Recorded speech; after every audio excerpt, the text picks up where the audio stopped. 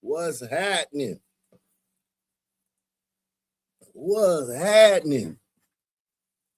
We got a great show for you guys tonight, man. Tonight. We got a great show for you guys tonight. I mean,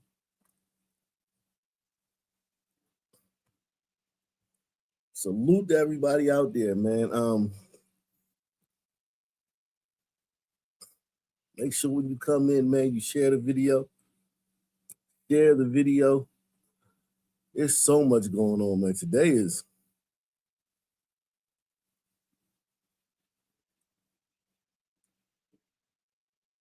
There's so much going on. All right? A lot going on, man.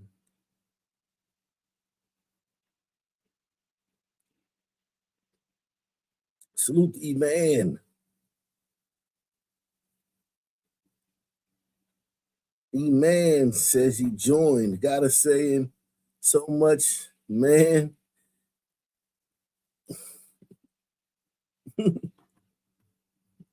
Salute, man.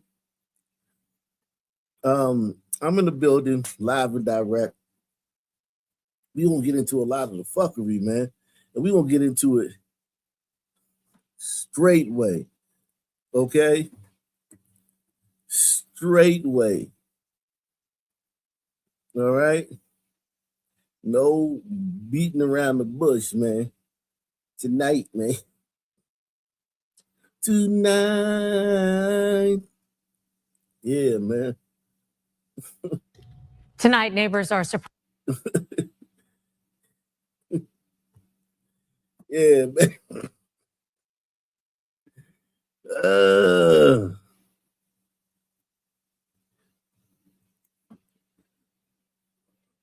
What you won't do for love.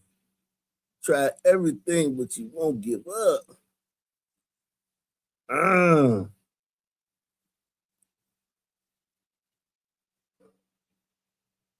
Salute to everybody that's out there in the building, man, watching.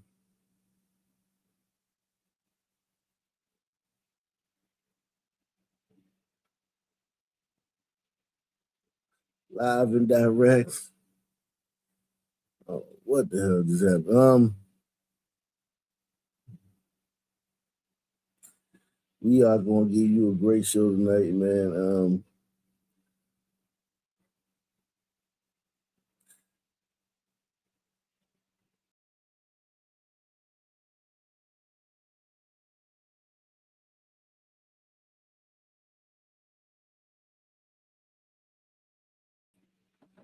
Yeah. Okay. We don't need that. Yeah, man. It's cracking.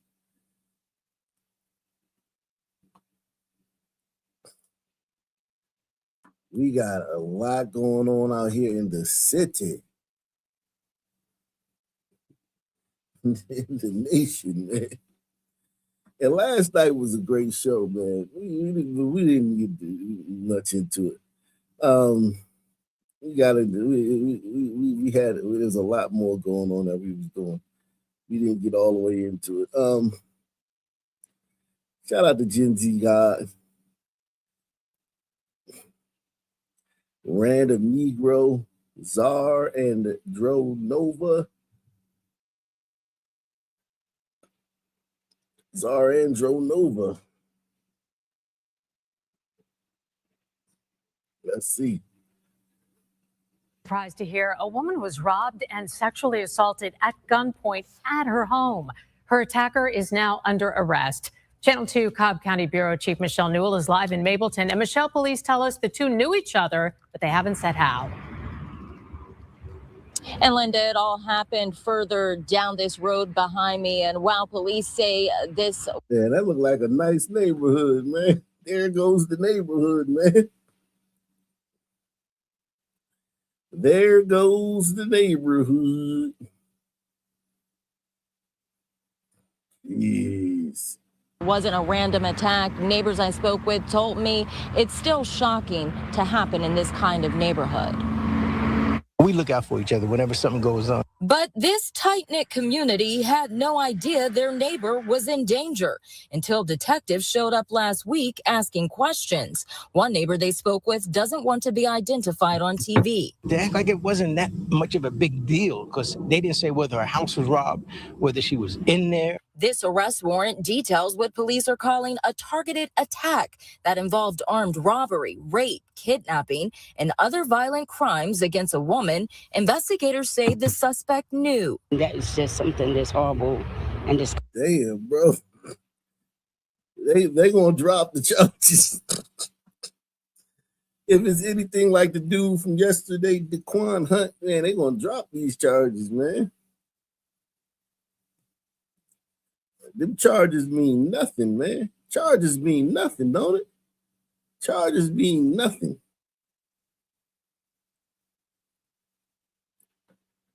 Charges are just suggestions, man. The suspect knew. That is just something that's horrible and disgusting. Police say Patrick Reese showed up to the victim's house in Mableton, where they say he robbed and sexually assaulted her at gunpoint before he forced her to drive him more than 10 miles away to a bank in College Park to get more money. Of course I feel bad. You know, this shouldn't happen to any woman. I don't care what she's done. They should be held accountable for their actions. And that suspect facing more than 5 felonies. It's unclear how that victim managed to get away and call police. Reporting live from Cobb County, Michelle Newell, Channel 2 Action News. 911, man. These sisters be burning 911 up. And unorthodox. These sisters be burning 911 up.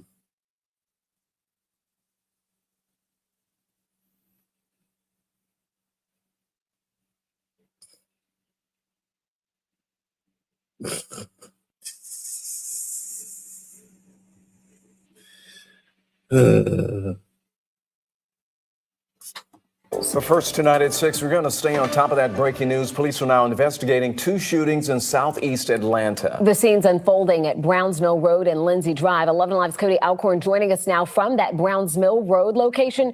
Cody, you just learned some new information from investigators here? That's right. They just held a quick news conference. And as we first reported during the 5 o'clock hour, we knew one of the victims was an elderly woman. APD confirms she was 85 and she was not the intended target, just the wrong. Niggas shot an 85-year-old woman, man. Niggas shot an 85-year-old woman, man. And y'all worried about if Poetikk Flakko like y'all or not.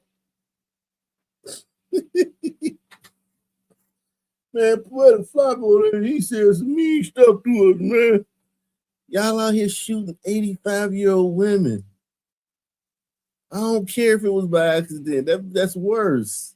I mean, you would have hit anybody. You don't care. APD confirms she was 85 and she was not the intended target, just the wrong place at the wrong time. She is now at Grady in stable condition. We've also learned a 21-year-old man was shot as well here on Browns Mill. Now, he was actually found on Lindsay Drive. So at first we thought there were 2 different shooting scenes, but what unfolded is the shooting happened here on Browns Mill. The woman was found in the home. The 21-year-old ran down the street and was found on Lindsay Drive. So it clears that situation up.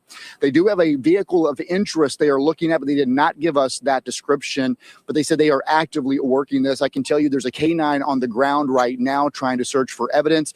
It appears the suspects ran and jumped in that vehicle and took off. I asked APD just how senseless this is. Again, an 85-year-old woman caught up in this mess, and this is what APD said. This is a reckless incident, and the Atlanta Police Department will work tirelessly to identify the suspects involved. For the community who have mothers, grandmothers, aunts that live, work, and thrive in the city, the city is going to demand that we identify those involved. Yeah, I saw that about the Philly shooter who killed the Penn State student. We covered that last night. Salute to everybody, man. Hit the like button, man. Hit the like button. We in here, man. Hit the like button. We in here. Our residents and citizens can assist us by notifying Crime Stoppers at 44577-TIPS, where rewards can start at $5,000. We don't want these folks walking around our city, and especially acting this reckless. And I can tell you crime scene units are now on the scene collecting that evidence. There are a number of investigators here working to track down those responsible for shooting this woman. I did ask the connection between the 85-year-old and 21-year-old. APD said they're just not yet sure on that connection. But right now, their main concern is to get the individuals who opened fire on this home and put that 85-year-old woman in the hospital. But the good news on this double shooting, both appear they are going to survive. So that is some good news here out on Browns Mill. Of course, we'll be following this throughout the evening. Certainly glad that they will be making those recoveries. Cody, thank you so much for staying on top of this. Oh my God, man. You sons, man. Y'all a motherfucker, boy.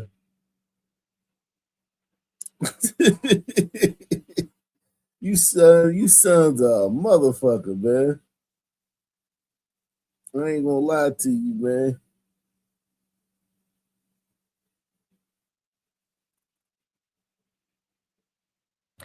We're learning what led to an accused bank robber's arrest in Mobile. Federal court documents say Dylan Tucker handed a threatening note to a Bank Plus employee demanding money. They also reveal another employee followed the suspect in her car after the robbery. Our Natalie Williamson is in the studio right now. Natalie, yo, man, you sons are all over the crime blotter, man. Y'all all over the crime blotter, man. I'm sure the people at the bank don't like y'all neither. It's funny, man. Let me get to this, man. So it's this content creator named Poetikk Flakko, man. He been, saying some not so nice. He in the past he said some not so nice thing about sons. Now he's like a fighting white supremacy, and he's an activist against white supremacy. But before he was saying some not so nice things about sons. And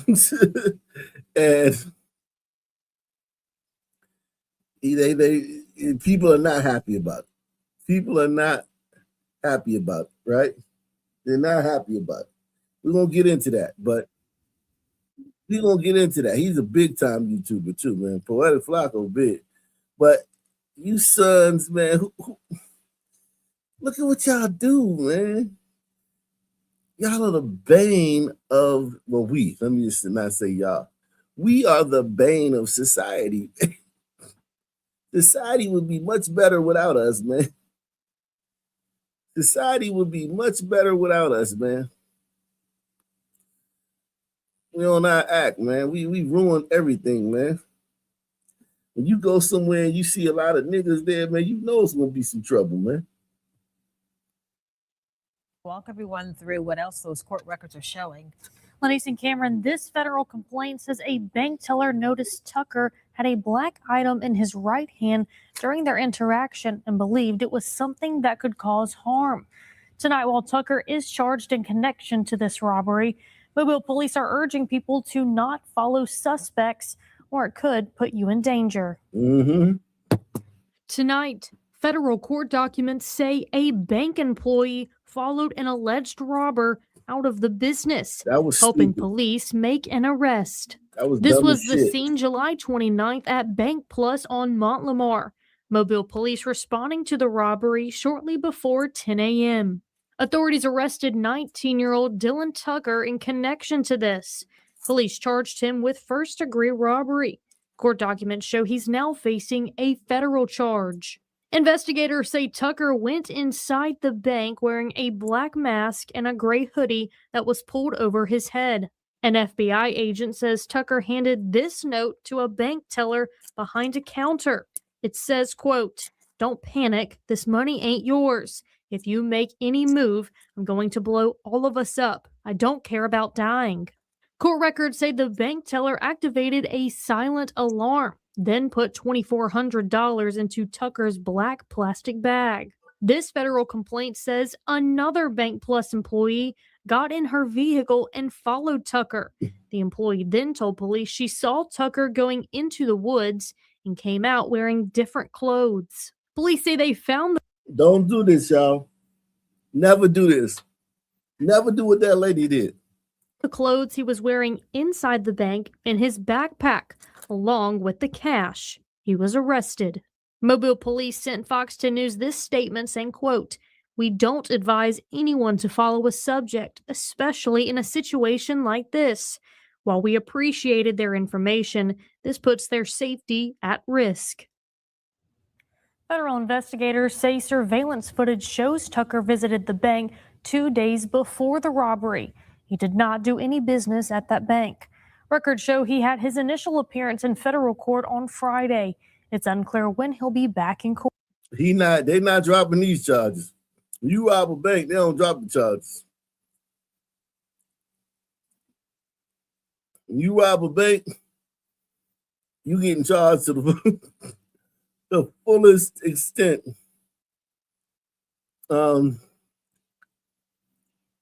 The fullest extent.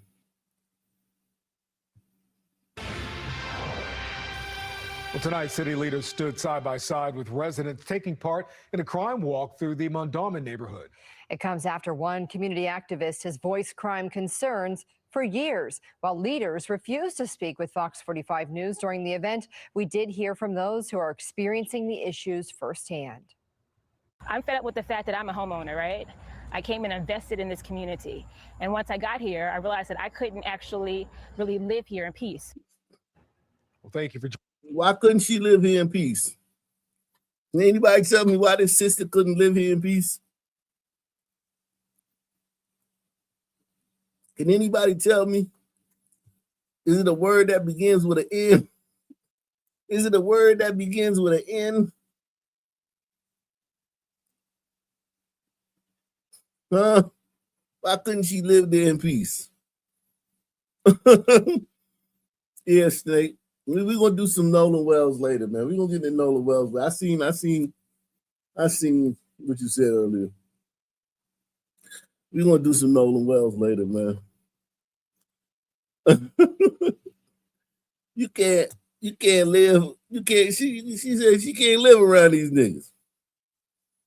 The fact that I'm a homeowner, right? I came and invested in this community. And once I got here, I realized that I couldn't actually really live here in peace. Well, thank you for joining us tonight. I'm Kai Jackson. And I'm Maxine Stryker. Fox 45's Keith Daniels joins us live now after speaking with residents, and he details their calls for action. Keith. Well, Maxine, we're live outside of the 7-Eleven store on Liberty Heights Avenue. You may recall this is the same location where an elderly man was beaten and attacked by a group of juveniles outside of this store last month. And tonight, residents are calling what happened here another example of their concerns. In West Baltimore, in the Liberty Square community, a walk with city leaders. We need new pavement. With each step and stop comes concern. This is unreal. Kelly Bigelow, a community leader, and other residents trying to get city leaders to focus on the crime and grime that's happening where they live. They say things like open-air drug dealing in the community has also been driving those concerns, residents grappling with the ongoing illegal activity.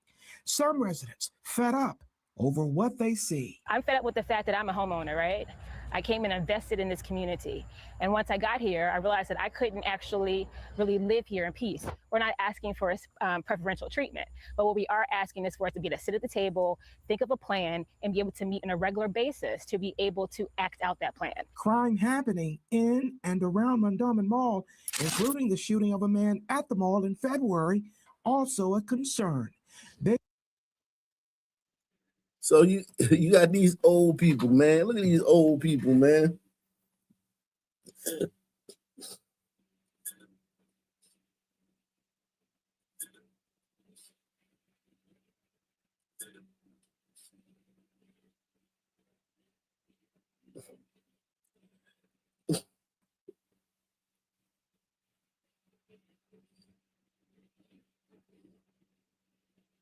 This is a first. I've never seen this happen before.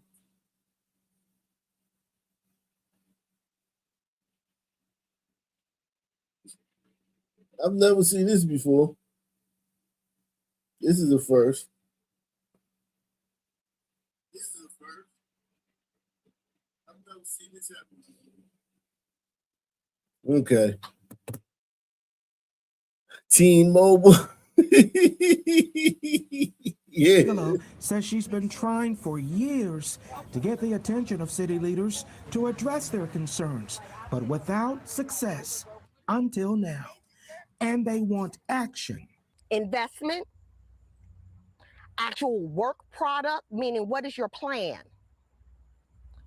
Understanding who is in your neighborhood, not just a bunch of old people aging. You have professionals that you can leverage. We want partnership. We want to be taken as serious as you take our tax dollars. We deserve it. At the center of the walk, Faith Leach, Chief Administrative Officer for Baltimore City, a top city official. Listening to those concerns, many issues, including the problem of vacant properties. This is a big house, and we also don't want it to fall to developers that'll put a transition home in here. That's what we're fighting. So if you can, on this one, if you see him, can you get us his contact information? I will try very hard. Okay. How you doing, buddy? Leach did not take questions from the media. A spokesperson with the mayor's office saying this was meant to be a private community walk, a meeting with residents only, a meeting with the community, looking for answers. It's much more. They looking for answers for niggas, man. Help us with our nigga problem. Press 1. Help us with our nigga problem. We got a nigga infestation. Can you help us? And these are niggas. These are niggas complaining about niggas. What's the difference between that and whatever Poetikk Flakko was doing? What's the difference between this and whatever Poetikk Flakko was doing back in the day, complaining about niggas? What's the difference between this? Huh? What's the difference? These niggas is complaining about niggas. Than a crime walk. It's about community preservation. What is your action plan to staff the Northern District with more than 12 to 16 officers per shift? At what time do you treat me like we are Federal Hill? Well, regarding what happened here at the 7-Eleven, Baltimore City Police still looking to identify the neighborhood Federal Hill she talking about. Man, they go through hell with niggas too. I don't know what she talking about. Federal Hill got a worse nigga problem than they do. That's a white neighborhood. They got clubs there though. On the weekends, niggas come over there and act like assholes. the suspects in that case. We're live now in West Baltimore. Keith Daniels, Fox 45 News. I'm Kai Jackson. Thank you for watching. Here's another video to watch. Also, please. Jesus Christ. Can you please help us with our niggas? Here go the store. Here go Philly. Listen, man. If you got some niggas doing if you got some white boys doing drive-bys and some white boys tearing up their community, please send it to me. Ock Nation News. Well, listen, I'm not gonna say Ock Nation News. I'm gonna say put it in the community tab. if you got some niggas,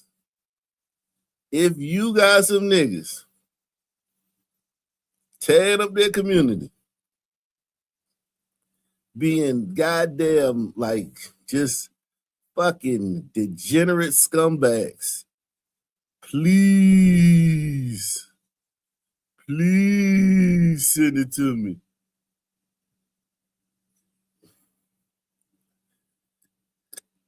Please send it to me. I need it.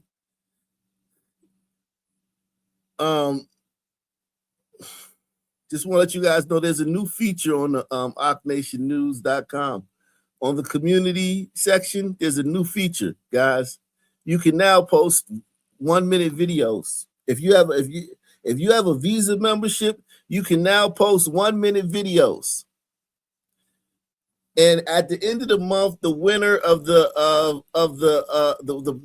person with the highest rated a video that has the most likes will get $200 cash. So I want you guys to know, now on the community section, you can express yourself through video. You can upload a video either on your computer or on your cell phone, however you want to do it. You can upload a 1-minute video. Just click the drop your take button and upload your file. You make the video, I guess you save it on your computer, then you upload it right here. If you got visas, it got to be 1 minute. If you're a Visa member, that's you get 1 minute. If you're a full citizen, you get 1.5 minutes. I mean, you get 2 minutes if you're a full citizen. You can talk for two whole minutes if you're a full citizen. And if you have a green card, you're a green card member, you can talk for 1.5 minutes.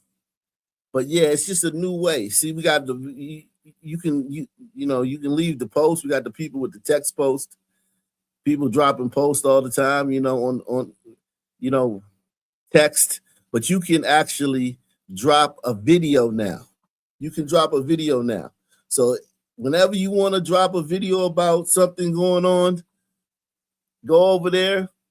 Most of you guys got Visa at least, so you'll be able to leave a 1-minute video expressing your opinions, and people can see it and like it or dislike it or whatever,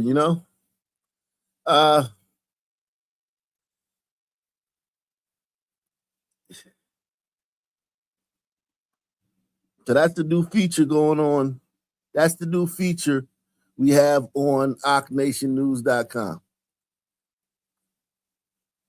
Link in the description, OckNationNews.com. On the community section. Yes, indeed.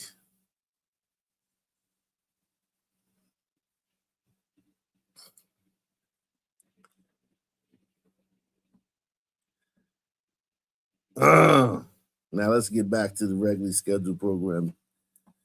In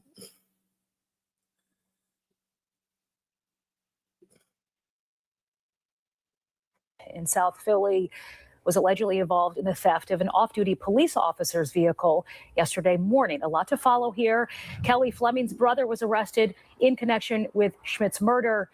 So now this, what can you tell us?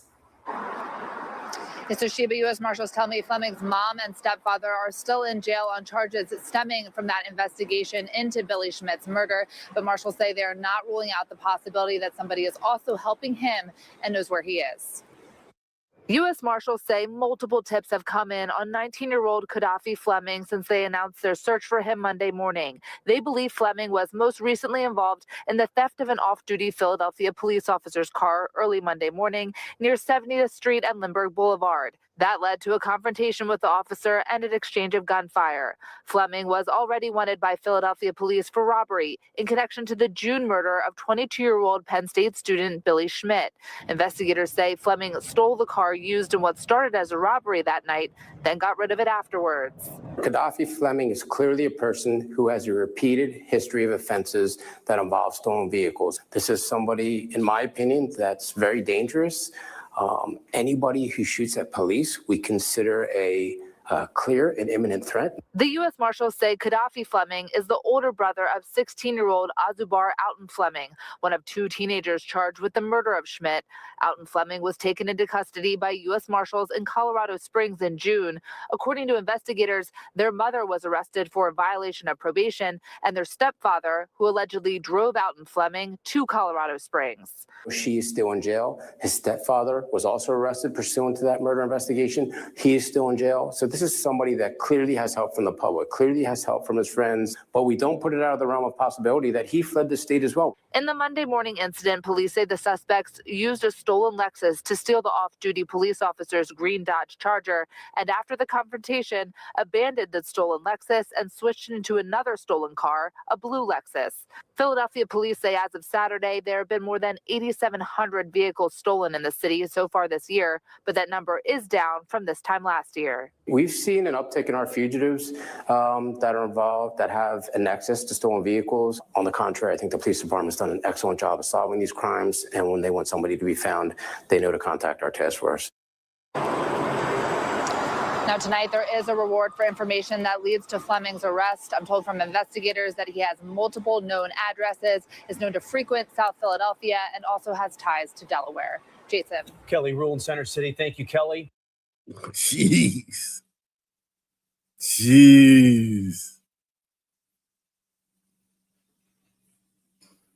And we begin with that Fox 35 exclusive interview tonight. A woman and her son stabbed after a total stranger broke into their home in Brevard County. Thanks for joining us on this Monday. I'm Luann Sorrell. And I'm Garrett Weimer. The terrifying ordeal traces back to one man's wild crime spree. Suspect allegedly hit a car on I-95 before crashing into the victim's front yard. Fox 35's Esther Bauer is live near I-95 in Port St. John. And Esther, this started as a hit and run, but investigators say it quickly turned violent. Garrett, it did. 911 calls first came in here near exit 208 when someone said a Subaru slammed into them and just took off. Soon after, another family called 911 saying someone had just broken into their home and stabbed them. That family is still traumatized, but is very thankful the alleged suspect is behind bars. New photos show a damaged Subaru being towed away from a home on Wilderness Avenue in Port St. John. Just yelled at him to get the hell out of my house. One of the victims speaking to Fox 35 for the first time since the attack last Wednesday. She didn't want to show her face on camera, and she tells us she is still recovering from the terrifying ordeal. Don't feel safe anymore. Don't feel safe. Brevard County deputies.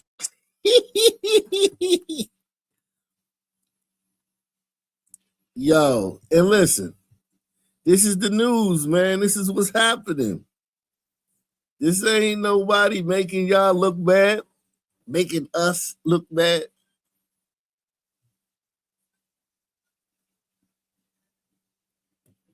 This ain't nobody making us look bad. This is the news, man. This is what is happening.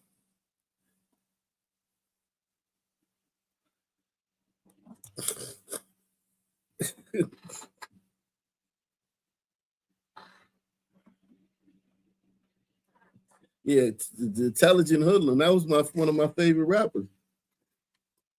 That was one of my first favorite rappers. Gaddafi, the Intelligent Hoodlum. The rebel is here.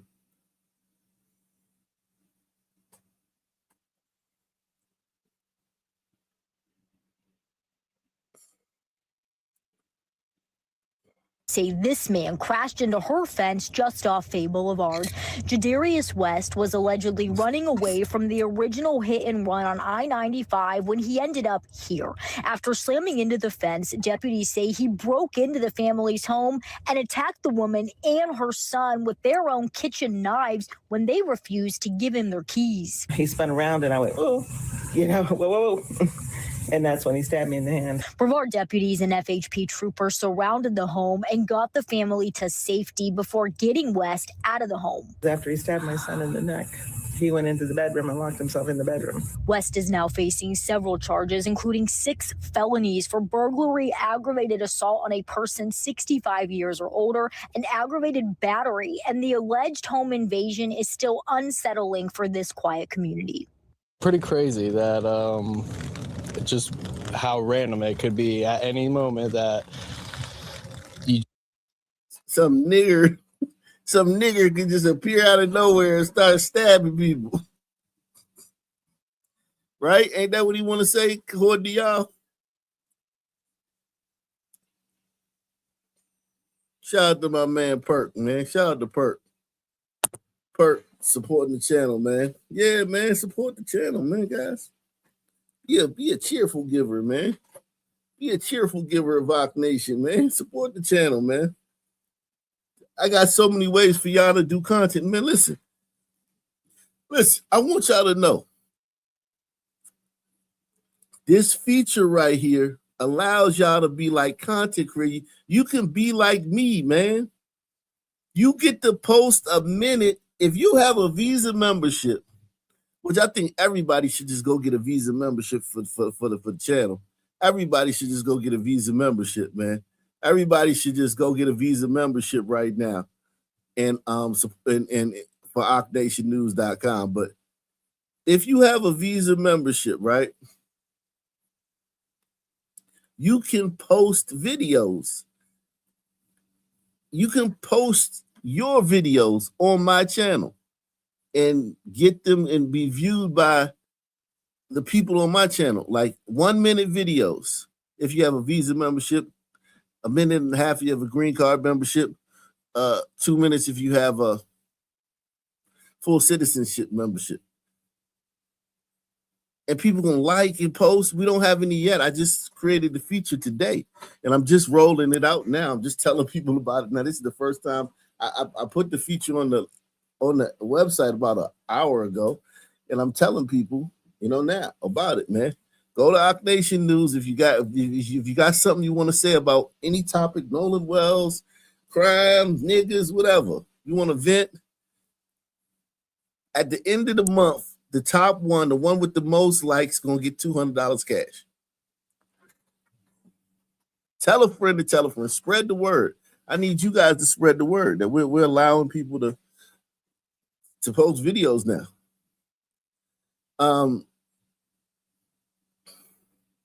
Let's see. Yeah, this guy's gotta go away for a while. But look at this. Black people try to act like they gotta be more scared of him. Ain't it funny how black people act like they more scared of him than they are him? Black people act like you gotta be like, oh man, I'm more scared of this guy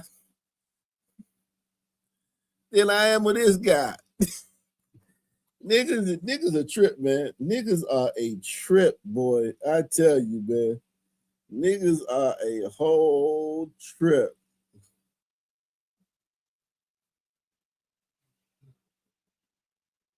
Niggas are an entire trip. Okay? Just the whole trip. Support the channel via PayPal, Cash App, Super Chat. We going hard out here tonight, man. Off Fay Boulevard. Jadarius And that's when he stabbed me in the hand. Brevard deputies and FHP troopers surrounded the home and got the family to safety before getting West out of the home. After he stabbed my son in the neck, he went into the bedroom and locked himself in the bedroom. West is now facing several charges, including 6 felonies for burglary, aggravated assault on a person 65 years or older, and aggravated battery. And the alleged home invasion is still unsettling for this quiet community. Pretty crazy that just how random it could be at any moment that you just get stabbed in your own house. It's just wild. And West is still behind bars on no bond. Florida Highway Patrol troopers also put in their report that he had not had a license since 2022 because it was suspended for other charges relating to fleeing. Reporting live in Brevard County, Esther Bauer, Fox 35 News. Damn.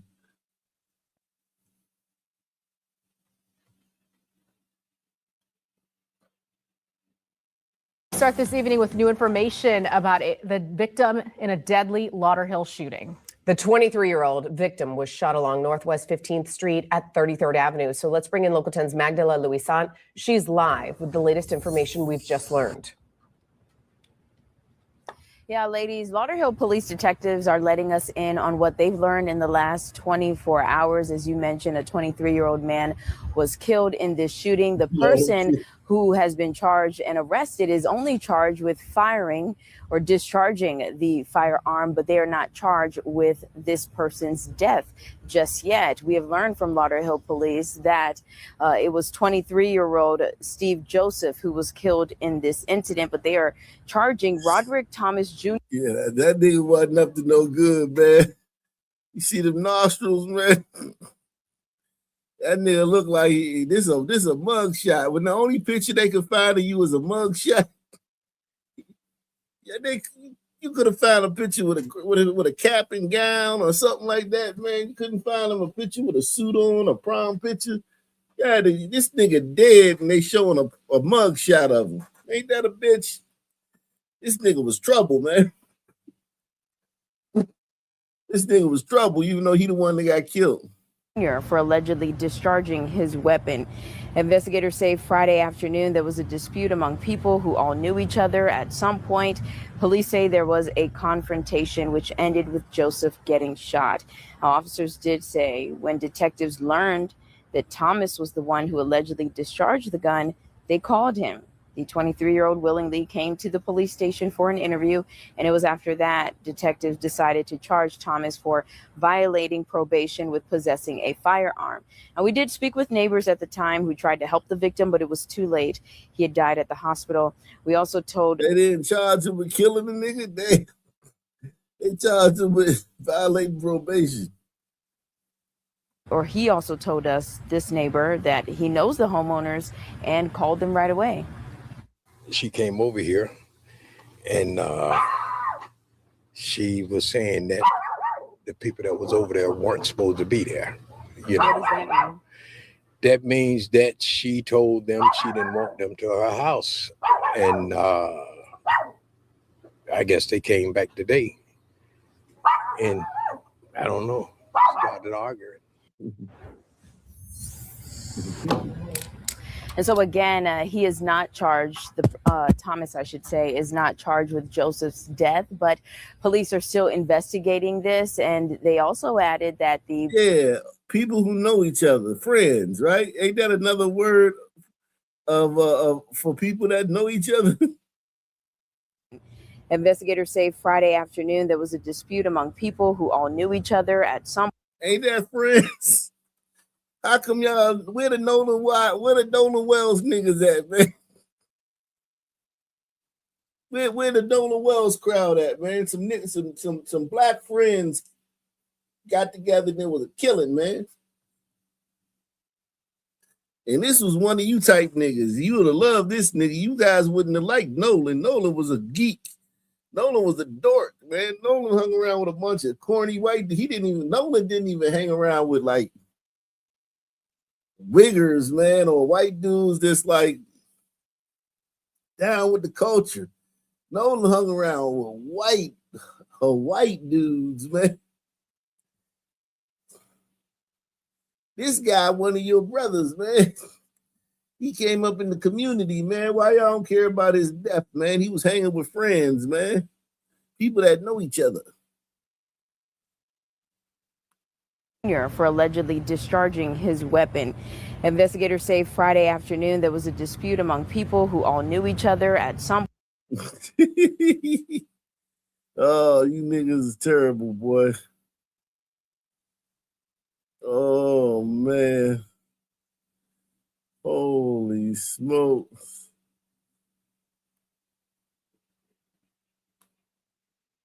I'm telling you, man.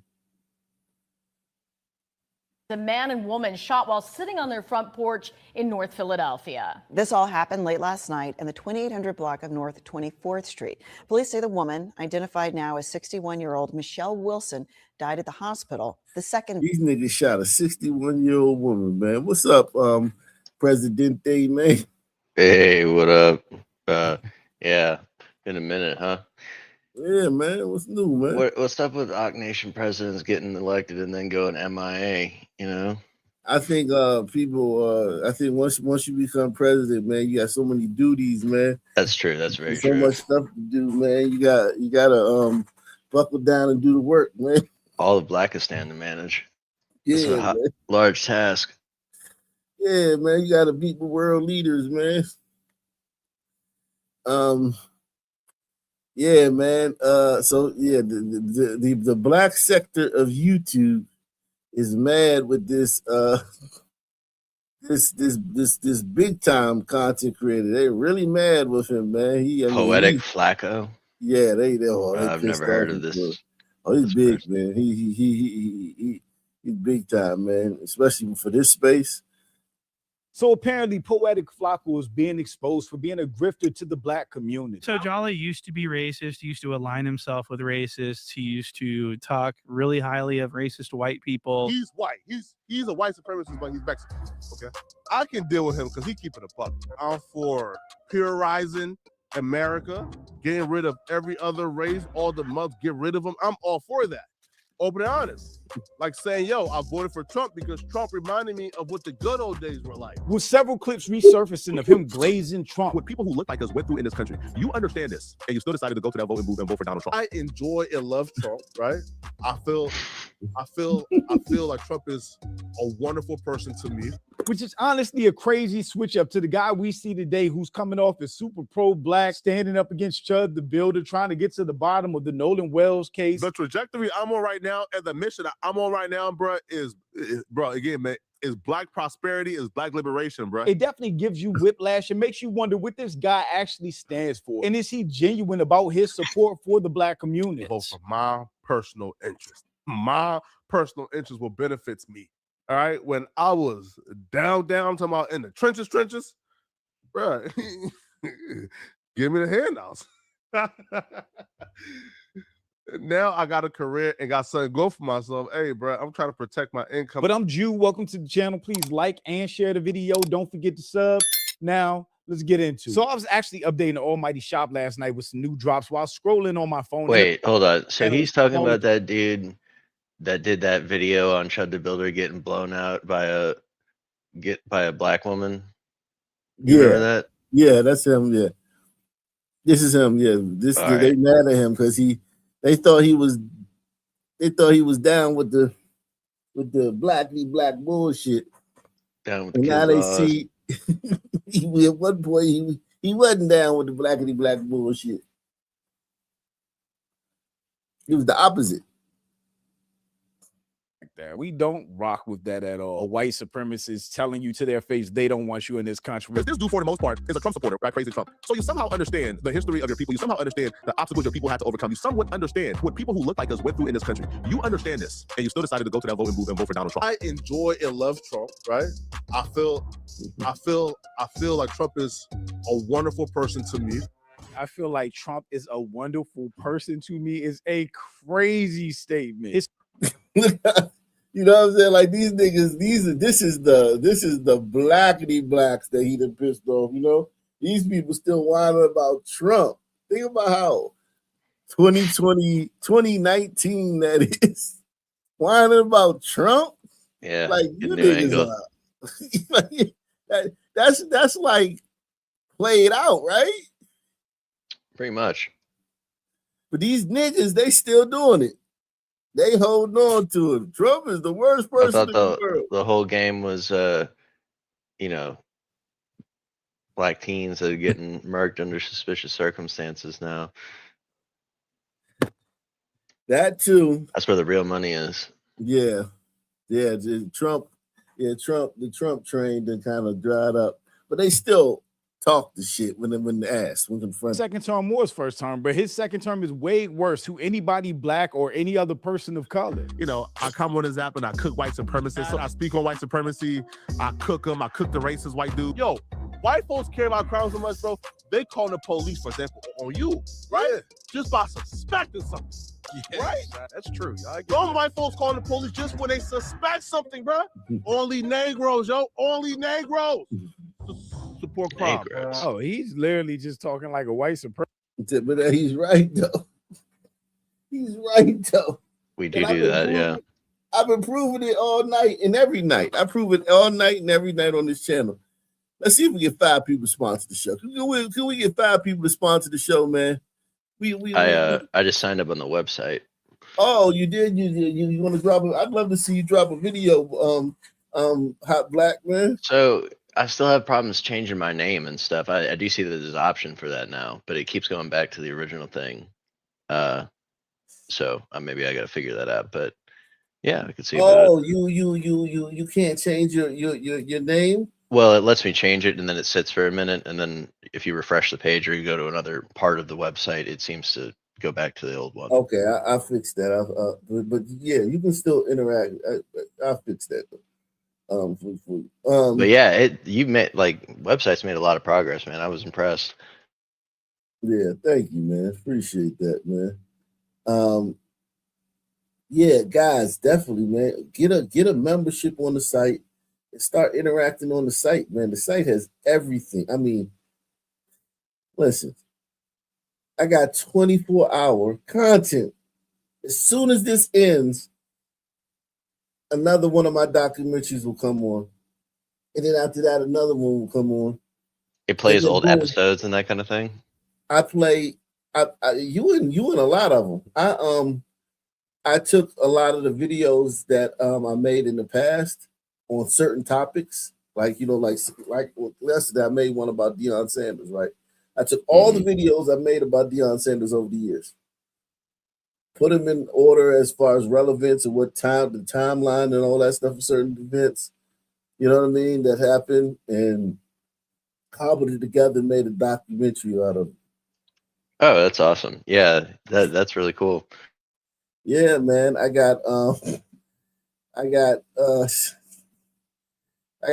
lot going on, man. Let's just put it like that, man. I have a lot going on. It was airing before this happened. Before this, it's called Deion Sanders. What's it called? Race and why Deion Sanders bailed on Jackson State for Colorado. Yeah. Anyway, but Jackson's was such a nice place, I guess. I'm telling you. Yeah, why do you need Jackson? So, and this is also another old thing. Tired, calling somebody a coon. That shit tired, man. Do you see what's on the news? You see what you niggas is doing every night? You see It what you doesn't seem like they do. Yeah, they want to talk about Nolan Wells and a bunch of white boys in the town that ain't had a murder in 10 years. Did you hear about the girl in Jackson that got strung up? Yeah, she's found hanging. Mm-hmm. She killed herself. Or the boyfriend did it. Yeah, like they try to make it seem like just because it was a hanging, it had to be a white person. That's so funny. 90% son Jackson. Just fucking ridiculous. Ridiculous, man. He sounds like MAGA. My name is Doku D, and if you're anything like me, around the whole time of the Chud the Builder thing, where he shot that guy and he got arrested for it, and then he was on trial, and we were learning things as the situation progressed and new information came out, YouTube recommended you a new creator named Poetikk Flakko. Wow, that's really interesting. A lot of people did not know who this guy was before the Chud the Builder situation. I know. Wow, I knew who he was. He was a big contributor on No Jumper. Adam 22. You know that channel? No, I'm not It's a familiar. hip hop channel. No Jumper. He's a contributor on that channel. He said he made a bag off the Chud the Builder thing, but I guess that does make sense. If he's spamming that topic, the algorithm is pushing it out to newer viewers that know nothing about Poetikk Flakko, his No Jumper days, all the other stuff he's been in and out of. So that definitely makes sense. Poetikk Flakko covered the Chud the Builder situation in detail, which garnered him a new audience. And because of that, he was able to position himself almost like a leader in the Black community or in Black online spaces. A leader in the Black community is crazy. But I guess that also speaks to how whack and non-existent leadership in the Black community actually is these. And the fact Doesn't take much. Yeah, all you got to do is talk about racist Whitey, Whitey racist, and you can become a leader in the community. That's all it takes. Damn, Whitey's racist. It's been like that for a while, though. Yeah. Yeah. Meanwhile, like, bodies are dropping like flies in Black America, man. And niggas are terror. Niggas are literally the scourge of America, man. I, like many others, was a part of that new audience. I had no idea he had affiliations with things like No Jumper. I had no idea that he said any other racist, horrible shit that he said in the past. And I have all the credit to give for the YouTuber Point and Shoot for making a video. He's made. Yeah, this is all new to me. I had no clue he had any anti-Black takes or has a history of saying anti-Black stuff or things against the Black community in favor of white supremacy, MAGA, Trump, any of that. So Jala has had this uprise, as many of you already know, and he's reinvented himself as this anti-racist, pro-Black, anti-white supremacist guy. I cook him. I cook the racist white dude. You know, I've been covering Jala for many years, and this is not the Jala that I know. Jala is my paid $2,500 for This is the a box. different Jala. So totally different Jala. Before the Jala I know is an openly racist bigot, and everyone knew he was open about it. Some blue, purple, wide nose, pink lip nigga was us scamming them good white folks, my nigga. Fuck that nigga, man. That definitely sounds anti-Black as fuck to me. You know, Trap Lord Ross, the British YouTuber, true crime guy. He likes to cover a lot of murder and stuff like that. He told Jala to his face that he didn't feel comfortable making content with him as a collaborator because Jala was so racist. Some people said I shouldn't be on. Why? And I think the reason is, I think some of the opinions that people get onto you about, people say you hate Black people. Yes. Is what they're saying. Yeah, right? Or that you're self-hating or whatever. Yeah. I think people that said the same shit to me were like worried that if I'm sat down with you, you're going to kind of put things across to me in a certain way that is going to make me look bad. Now, let's be real. Some of the stuff you've said, I don't really agree with personally, but like we got a different viewpoint. We can have a debate. So this is what he was literally, I mean, this was his reputation, was being. I'm not a fan of Trap Lord Ross either, but for him to be calling out Poetikk Flakko as anti-Black and for his community to say he didn't want him to work with Flakko because he has a history of being anti-Black, all of this is new to me. I didn't know any of this. The racist guy. And he also would lie constantly and get called. This is why I started covering him. It's so funny to point out how egregious of a liar and a scammer and a grifter he is. Look at these clips. Look at the flip-floppery. He said that he prays that every gang member dies like that. Now, I don't support that. You know, like me personally saying, I don't wish death on nobody, right? Saying that all gang members should die, to me, that's some foul shit. I wish nothing but death and on a nigga like a Future. Fuck that. I wish death on Future. Why are you wishing death on Black people? That's crazy. It's not an issue, but it's where I go beyond of I wish death. Well, maybe just don't do I'm not that. allowed to wish Putting the death chairs on the top of your. Fuck them niggas. Death or death. I hear you. Fuck all rap niggas. I don't wish death on nobody. You should call in here. Yeah, man, you got a home here, man. Come home, brother. Shout out to Bird B. Bird B is in the building, man. Come home, brother.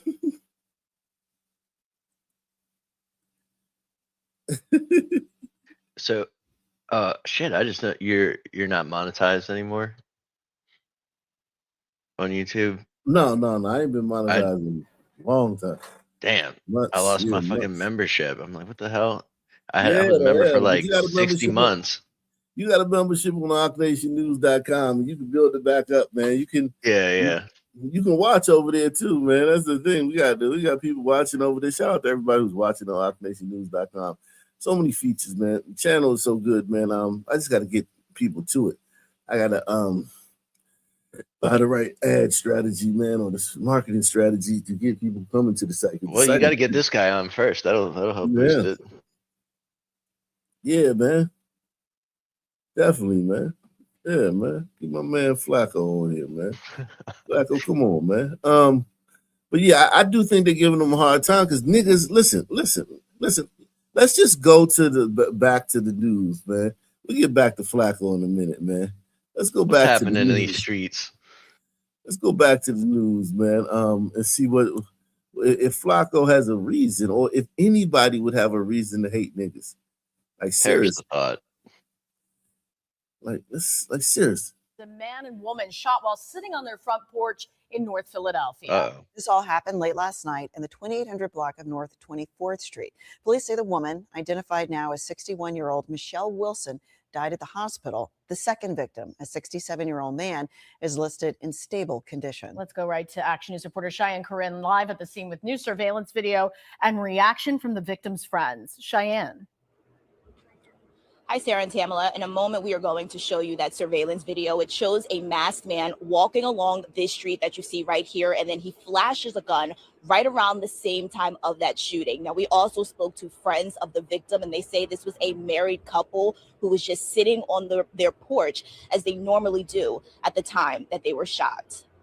It's still unclear what the motive might be behind this shooting and if the individuals who were shot were actually being targeted by the shooters. This surveillance video obtained by Action News shows a man walking down the 2800 block of 24th Street in North Philadelphia around 11:48 last night. Moments later, he appears to pull out a gun out of a plastic bag and flashes it in front of the camera.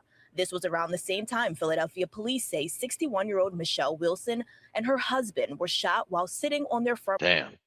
He got a whole mask on, man. That's a serious mask. That ain't just one of them COVID masks. That's like an Ebola mask, man. This dude, man, he ready for warfare. He just, and listen, this is, if the gun is fired in public, it's a son. If a gun is fired in public, it is a son. Yeah, All day just long. about exclusively. Let's be real, man. He's going to kill somebody. 61, I'm not sure that those were the people he was targeting, but do they ever hit the people they're targeting?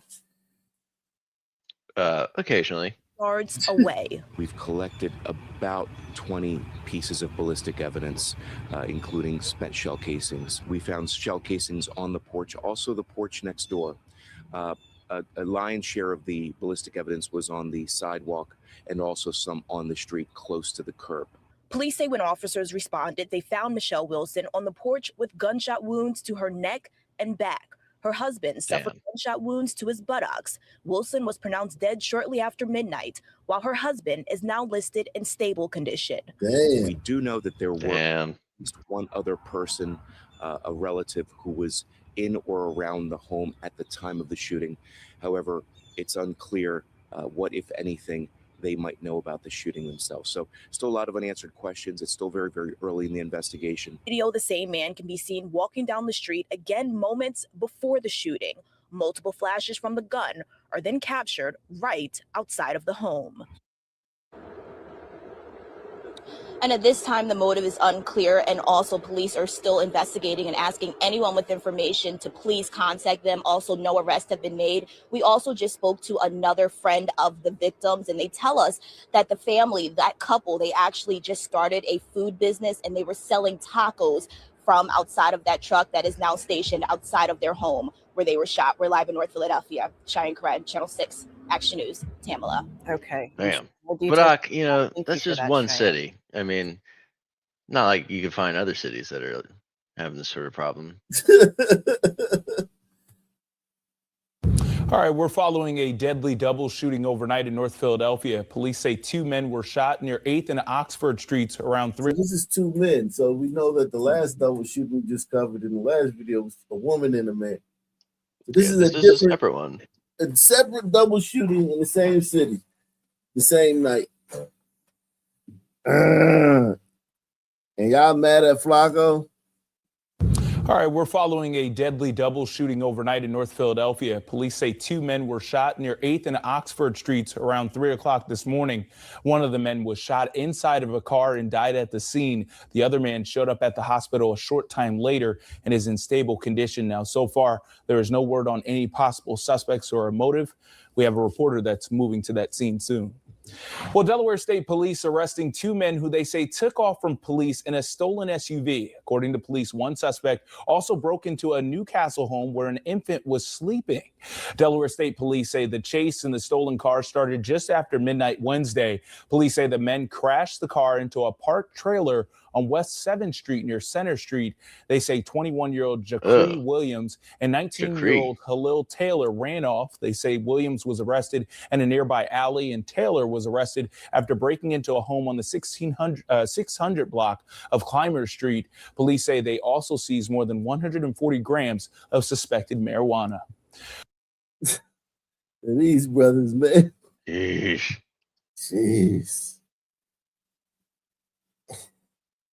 I just say, man, if it's a bunch of white boys doing this, please send me the videos. I can tune they live or put it in the Ock Nation. Surely there are white hoods where this is happening. Yeah. If you got something, if you can show me some white people doing this, put it in the Ock Nation community tab, man. Yikes. 140 grams of suspected marijuana. A 25-year-old woman from Canada is under arrest, accused of stealing more than $43,000 worth of gold and silver from a FedEx package in Bensalem. Police say Kaylee Hogan posed as the recipient and signed for the package May 11th. Investigators tracked the suspect's car to Philadelphia International Airport on July 5th. She was arrested while trying to cross into Canada. Well, we got still no winner in the Powerball lottery. Last night's jackpot was worth $856 million, and with no winner, that jackpot climbing even higher. It's now up to $905 million ahead of tomorrow night's drawing. That's the 8th highest jackpot in Powerball history. We caught up with some people hoping to hit it big. I'd rather pick on myself because I figure sometimes the machine, they just give you their number. Do you play all the time? Most of the time, but especially when the numbers is that high. The last time someone hit the jackpot was back on May 2nd. The next Powerball drawing is tomorrow night at 11 o'clock, and you can watch it right here on Fox 29. The Pennsylvania Lottery is a Fox 29 sponsor. Consumer fears over a large cyclospora outbreak are now hitting salads. So, yeah. Let's see any more, man. Nation's capital. Suspects are on the run tonight after a 6-figure copper heist at a data center construction site. Loudoun County Sheriff's deputies were able to catch 3 of the suspects who allegedly took off in a U-Haul before crashing. Fox 5's Tisha Lewis joins us live from Sterling with more. Tisha. Sounds like a movie scene, but this is real life in these court documents that Fox 5 obtained. Details the scenario, play-by-play, what investigators say went down at this data center construction site behind me. You can take a look. You can see all the activity taking place behind me here in Sterling. We're told it's the building over my right shoulder where all of this happened. 3 suspects caught. Here they are. Take a look at their mug shots. They're identified as... Jesus Christ. That's 3 you don't want to run into. Damn. All of this happened. 3 suspects caught. Here they are. Take a look at their mug shots. They're identified as 21-year-old Jamal Mackay Khalil Maskeli from Alexandria, 23-year-old Demetrius Sean Charlton of Falls Church, and 18-year-old Cordell Lamar Carter of Washington, D.C. All arrested and charged with grand larceny. 2 additional suspects got away after authorities say on Saturday the group entered this data center construction site with a U-Haul truck and removed quite a large amount of copper wire spools. Fox 5 has learned they loaded the copper wire spools into the U-Haul and then took off before crashing the U-Haul truck while being pursued by deputies. We're told the stolen copper wire recovered has a value of more than $100,000. $100,000. So we're talking about grand larceny here. So this is actually. I know exactly where they're going to take it. We have a recycling plant in D.C. Fort Totten. Sons love stealing copper. Oh my God, they're gonna take it right to Fort Totten. If they would have took them big old spools to Fort, they would have called the cops on them there anyway. You know, they got Yeah, away it's with like taking, like a bloody fucking diamond ring to the pawn shop. A very good stop. Stealing copper wire is something that's been going on for years and years, and usually it's construction sites, sometimes housing sites. But now with data centers popping up all over the place, they have to use a lot of copper wire. As far as whether this group here, if this was their first time grabbing copper wire, or if they've done it before, it's not clear at this point. Former FBI Special Agent Ken Gray goes on to say data centers and their copper are the new target for criminals who once swiped the precious metal from homes and other construction sites. We're told that 2 of the suspects are not first-time criminals. In fact, one reportedly on parole, the other reportedly on probation. Only one was granted bond today. Fox 5 News alert, a 16-year-old shot. Jesus Christ. Well, okay, this is 2 cities now. Surely there couldn't be a third. Let me go ahead. Let me see what they're talking about. Flakko, man. My boy Flakko, man. Flakko, you got a home here, man. You can be a racist. You can hate niggas all you want. Come home, Flakko. Yeah, man. Right, saying that all gang members should die, to me, that's some foul shit. And here's why I wish death on Future, right? On Future, as in the rapper? Like, what is the smoke? What does Future have to do with Poetikk Flakko? Just outright wishing death on black people is a no-go. This is Jala allowing the N to be used by white people in his presence. Lay down and be like, okay, a black guy's yelling at me. I guess I gotta just. And that's why I love Danny. I told you, right? This is why I think Danny is the greatest white boy ever. Because, like, for example, white boys who will like come here, say, "Oh my God, I'm so sorry," Black Lives Matter type shit, right? Just bend over, right? He did agree to go to the neighborhood and do a toy drive. Danny's the white boy who goes say, "Fuck all that, bro. I said it. I stand on the A." So the white person whose ass he's kissing is fallen YouTuber Danny Mullen. And Danny Mullen, a lot of his fame came from his outrageous behavior and his open use of the N-word. Which is funny, it's super hypocritical because that's the exact same thing that Poetikk Flakko and a lot of content creators, a lot of us, were speaking out against with Chud the Builder, trying to say the N-word and say it's freedom of speech. So on the one hand, you can't be glazing a white dude because he says the N-word and then chastising another white person because he says the N-word. But it's okay because you're making money off of it and now you're standing up for the people. That's weirdo behavior. But when a white person, especially a white pretty girl, says it, he's totally fine with it. He actually likes it. They had guns and everything. They locked me in the car, and the guys try to. Ooh, they about to get your ass. Oh boy, they about to listen. The Reddit about to go crazy on you. No, was it niggas though? Yes. Okay. Yes. Okay. I'm sorry. We all hate niggas. She has a trauma past. He said we all hate niggas. This is the type of Uncle Tom, Uncle Ruckus shit I'm talking about. You don't belong speaking for the black community if you're sitting here in a room full of non-black people talking about we all hate niggas. What are you talking about? So the niggas put up. Go ahead. Sounds pretty base to me. All pretending to be pro-black and pretending to care about the black community. It's all nonsense. He hates the black community. It definitely comes off like he's grifting at this point. If these clips ain't that old, they from his no jumper days. They would never address. He never addressed anything. He just said he just turned around and became a mini Malcolm X. It does seem suspect. I know you have dealt with these young niggas, so and I hate these niggas. I get that, but in being pro-black, you gotta wrap your arm around some of these misguided niggas. But see, but then you're part of the problem, then. No, it's not pro-black. Pro-black means I'm pro what's good for black people, not pro all black people. No, you can't hate some black people and be pro-black. That ain't how that works. Right? Saying this. Wait, that's a direct contradiction. No. Now, what I want people to know is that Jala has openly admitted to being a scammer, someone who is willing to grift his own audience. This is Jala admitting to being a disingenuous person who is only in it for money, fame, and power. Look at this clip. Like white dude, right? Salt and pepper. So I'm like, what the fuck going on? So Adam sits, then I go and sit. And they ask me, bro, do you want to sell your soul? At first, I'm like, bro, I'm offended. Because why would y'all even ask? Damn right. Damn right, nigga. Damn right. Nigga, damn right. You're a capitalist, nigga. So he admits to selling his soul to the white man. What? It's all about the money. Don't you guys understand? It's the money and the power and the fame. You know, I remember when Jala begged to be on this interview panel with. Okay, so they're upset with him over that. We got it, man. Let's get back to the fuck. What else is new? Yeah. Over the weekend at a car meetup in Woodbridge has died. Investigators say the shooting happened early Saturday around 2 o'clock in the morning along Crossing Place in Woodbridge after a fight broke out at the large gathering.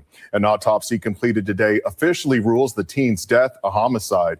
No word on a suspect or a motive at this hour. DC police investigating a double shooting in Northwest. Investigators tell us that it happened just before noon today. We know that 2 men were shot along Georgia Avenue. We also know that the road just reopened. Both victims are still in the hospital. They have non-life threatening injuries. Still no word on a suspect or a motive. Damn.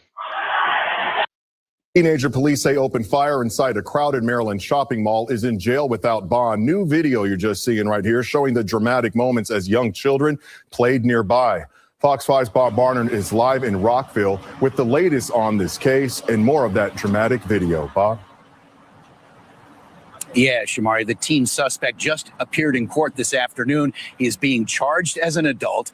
The judge this afternoon, just about 3:30 this afternoon, calling him a danger to the community and ordering that he be held without bond. Now, as you just showed, the video that was recorded inside the Westfield Wheaton Mall Friday evening is both dramatic and alarming. Now, we've put a kind of a highlight circle around the gunman who was sitting at a table there in the middle of the mall as a group of young people walked past him. Watch what happens next.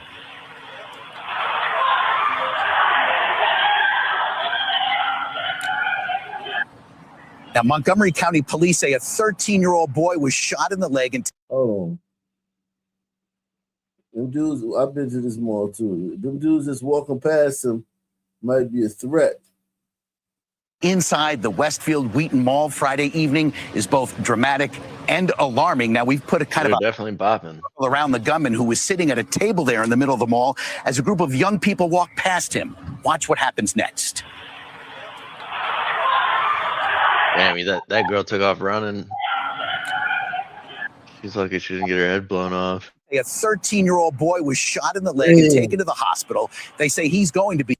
You know, she heard that shit whipped by her ear. Danger to the community and ordering that Friday evening is both dramatic. He shot right behind that lady's head. Make it a blew that lady's head off. And alarming. Now, we've put a kind of a highlight circle around the gunman who was sitting at a table there in the middle of the mall as a group of young people walked past him. Look at them arms, though. Them arms. Watch what happens next. You see, he's wearing a mask. I think he's got like gloves or like a long sleeve shirt or something on. That's what I thought at first too. But if you go back to him looking at the table, he looked like a son to me. Yeah, I was thinking, but what he's doing and the targets. Yeah, he looked like a son, but he could be a Latino man. Because he's the little tall side, but I don't know. It's awfully shady under that hood. Yeah.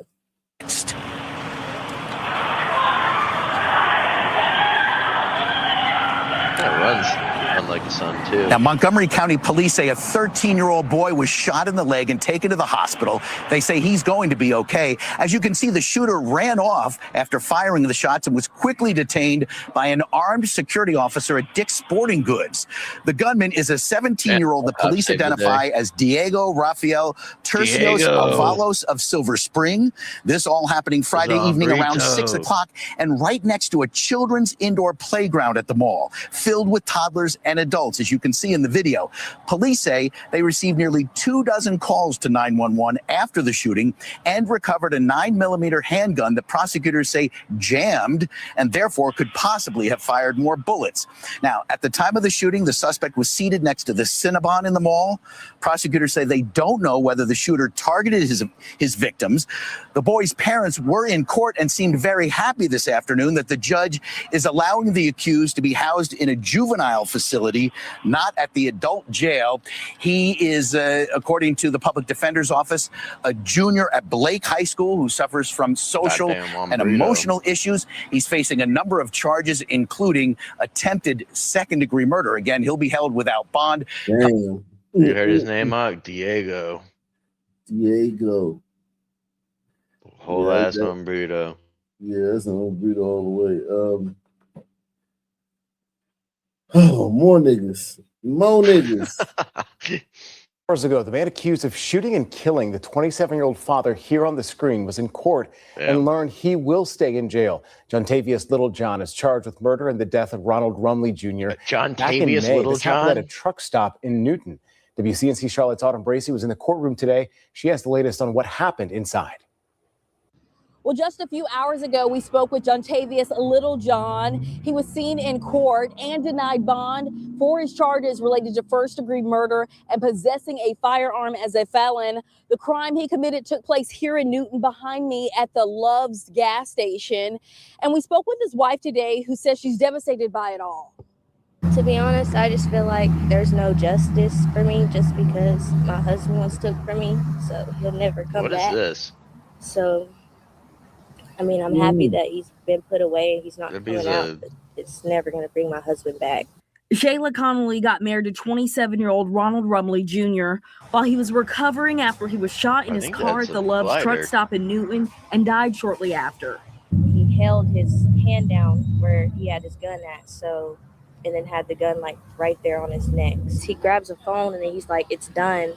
Their 2-month-old daughter, Juanita, was in the vehicle when shots rang out. Connolly says right now support is keeping her afloat. We got his family and stuff. They helped me out a lot. They've been there for me and Wanda and his other kids as well. I'm just going to do the best I can, what I know, with the help that I do have. Ronald's family hopes he's remembered for the good he did. Just as, you know, a bright light to our community. He was very involved, like I said, in recreational games and stuff for his community and events for his church that he attended.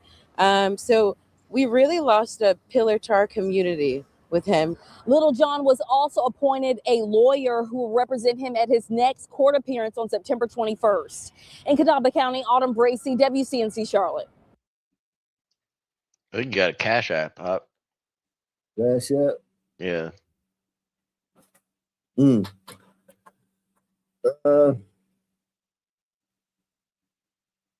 Salute to my man, Snake, man.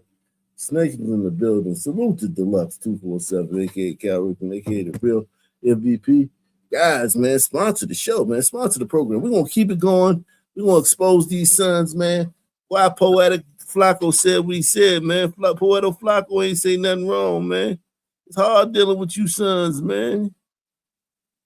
Survivor recounts deadly East Street St. Louis family ambush.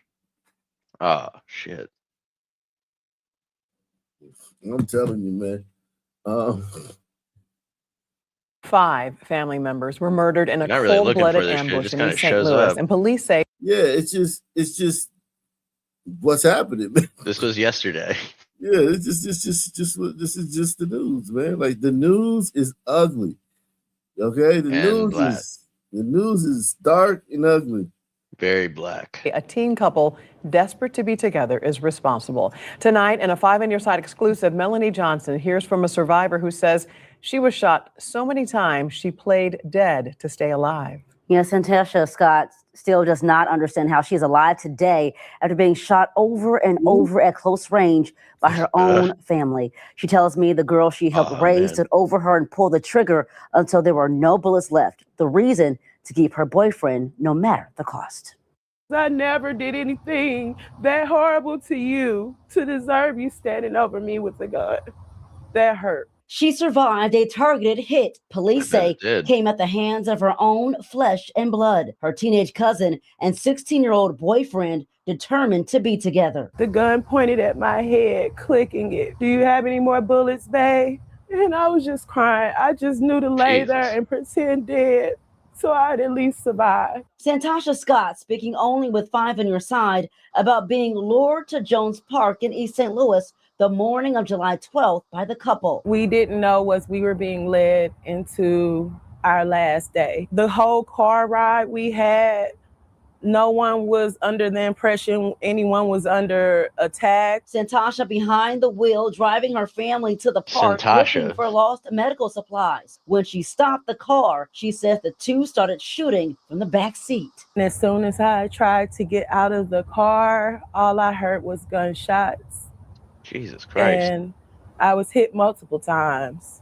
The teen girl's brother and sister, Shania and Quentin Thompson, also in the vehicle, executed next to Santasha and their mother, who also made it out alive. The park, the final stop in a crime spree spanning 3 locations. You would take out your whole family for someone. That's a spirit I don't think anyone could ever comprehend. The teens also accused of killing the girl's grandmother, Patricia May, Aunt Cherie May, and cousin Devin May before taking the lives of her siblings. Both face first-degree murder charges, and the survivors she killed her brother and sister. And 3 other family members. Yeah, her grandmother, her aunt, and her cousin.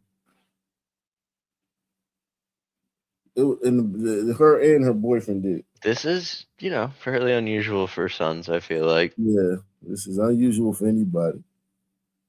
Well, gliders do this shit pretty frequently, I feel like. Yeah, right. Take the whole family out. Mm-hmm. This is savage. This is like some Godfather shit. Shot him in the back from the back of the car. Jesus Christ.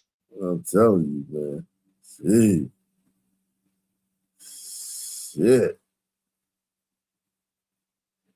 This was savage. This was a savage, brutal attack, man. And they ain't even remorseful. The couple, they're not even remorseful. Shit. Let's see what else his son's doing, man. Damn that Flakko, man. You giving us over. Oh, sorry, go ahead. Go ahead. I was saying it's all a lover's quarrel here. It's like Romeo and Juliet. I have to think of some son names for them, like Romeo and Julianetta. Roro and fucking Juana, man. Jeez, it ended in tragedy. Jeez. Today, a judge has handed down a sentence for one of the men who killed a Maryland father 2 years ago during an armed robbery. And new tonight, the victim's family says they're heartbroken, angry, and disappointed with the ruling. Fox 5 Sydney personally live outside Circuit Court in Rockville tonight with the latest here. Sydney. Lonnie Sawyer was just 35 years old, a father to 2 when he was murdered. I can tell you tonight, his family, they are so deeply distraught and disturbed over this sentencing. 30 years in prison, eligibility for parole at 15. That, according to prosecutors, is well below the sentencing guidelines for this crime by the state of Maryland. You're going to hear from Sawyer's sister here in just a moment. But first, I just want to remind our viewers, his body was discovered in a wooded area in Gaithersburg back in 2024. Prosecutors had said he was shot while driving his mom's car in an armed robbery turned murder after he'd met the suspects earlier that night. That defendant sentenced today. D'Angelo McRoy was convicted in the fall. The other male suspect. Judges always show these motherfuckers leniency and shit. And they probably said they had a hard life or something like that. I don't give a fuck if you had a hard life, motherfucker. Like, that guy in the middle looks like he's the living dead. He looks like he's beyond life. So does she. Yeah. Look like a Muslim for a second. Niggas always want to do a crime, like a crime. Come on, let's try to rob. Like, it's hard for sons to say no. He met these 3, and then they robbed him. But why did he meet them? He looked like a pretty, Yeah, he don't look like he would hang. He don't look like this. Let's see. In this case was also found guilty last month, and then the third and female suspect pleaded guilty to accessory after the fact to first-degree murder. Now, under state guidelines, again, McRoy faced up to life in prison plus 30 years, but again, got only 30. State's Attorney John McCarthy today said these suspects stripped Sawyer down naked in the woods, threw his body away like trash. He noted McRoy was not the defendant who actually pulled the trigger, but nevertheless called this sentence extremely disappointing. It's frustrating for us, and our hearts and thoughts go out to the family who are disappointed because they just were hoping for something in the range of what should happen for a person in the position with his record, at his age, with the offenses he's been convicted of, and we didn't get anything near that sentence. Now, his family, understandably, is incredibly emotional, not ready to do an interview. But Sawyer's sister, Jasmine Hawkins, texted me tonight and said it was important to her that this was on the record. She wrote to me in part, the judge minimized the fact that he helped orchestrate the entire robbery and participated in discarding our brother's lifeless body as if his life meant nothing. That is something our family will never be able to erase from our minds or our hearts. It is incredibly difficult for us to understand how these actions could result in such a lenient sentence. We are heartbroken, angry, and extremely disappointed with this ruling. We trusted the justice system to fully recognize the seriousness of what was done to our brother. And today we feel that the justice system failed him and failed our family. McCroy did address the courtroom today, and in that address, he said he never meant to harm anyone and claimed he had been suffering from homelessness and addiction. Kenneth Sheeran. Did she say he was suffering from homelessness? Yeah. I've never heard of that disease before.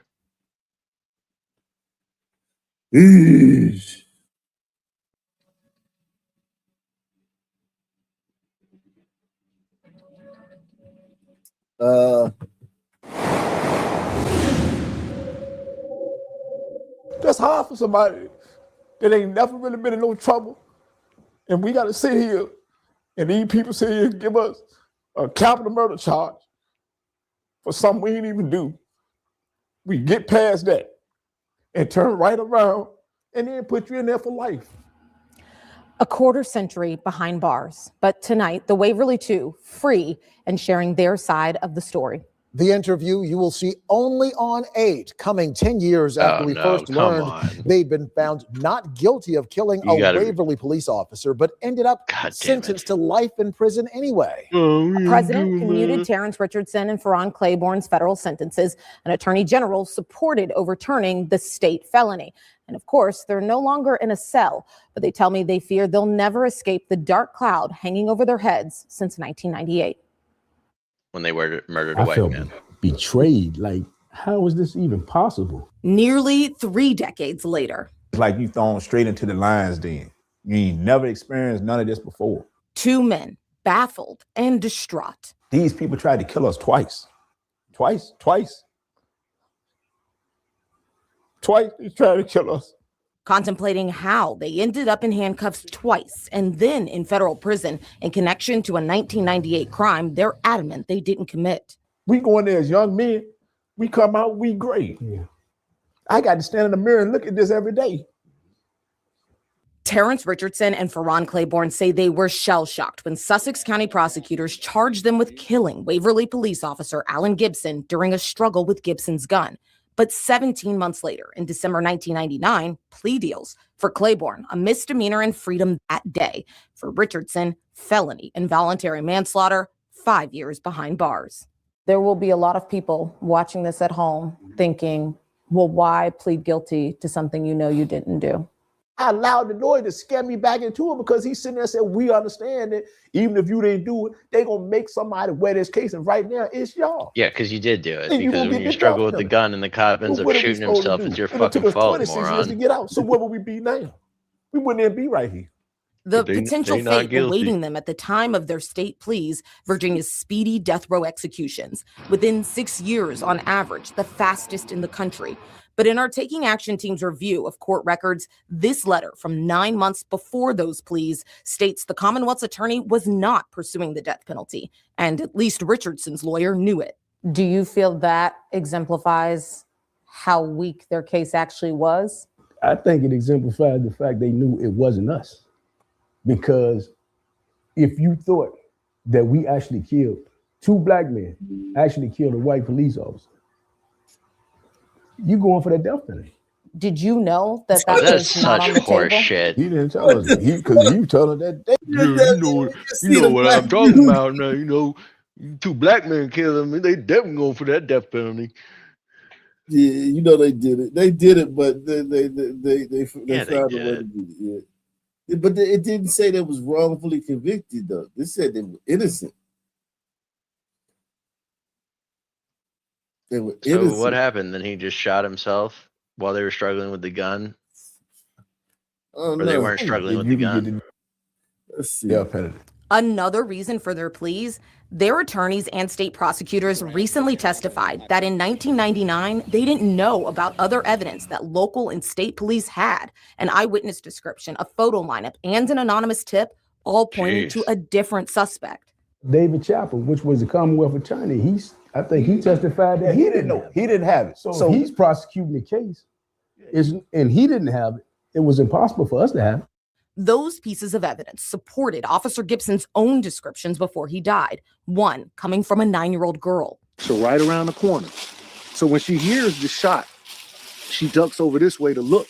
She saw a, quote, fat man with dreadlocks, not a match for either of the so-called Waverly Two. She gave a description that didn't fit me nor Terrence. And not only that, they disregarded what the officer said, his dying declaration. A declaration Officer Gibson made right here 28 years ago in the woods next to the Waverly Village Apartments, that complex, a former hangout for the Waverly Two. No further than maybe from here to the old air conditioning unit. Okay, so they was on the scene. They was on that. That makes sense. Okay, because they trying to make it seem like they pulled their names out of a hat. You know what I mean? Yeah, I mean, well, yeah, they must have been there. This is a hangout. This is where they used to hang out at. Was the police dog. So if I was out here, why that police dog didn't come to me? He would have had my scent. That's what makes me mad. That anger resurfaced. They don't realize how they sound like they did it. Everything they say sound like they did it. But they're not just. It's not very convincing. If you didn't do it, you just be like, I ain't do that shit, man. I was there, but I had nothing to do with it. How come the dog ain't come to me? How come like?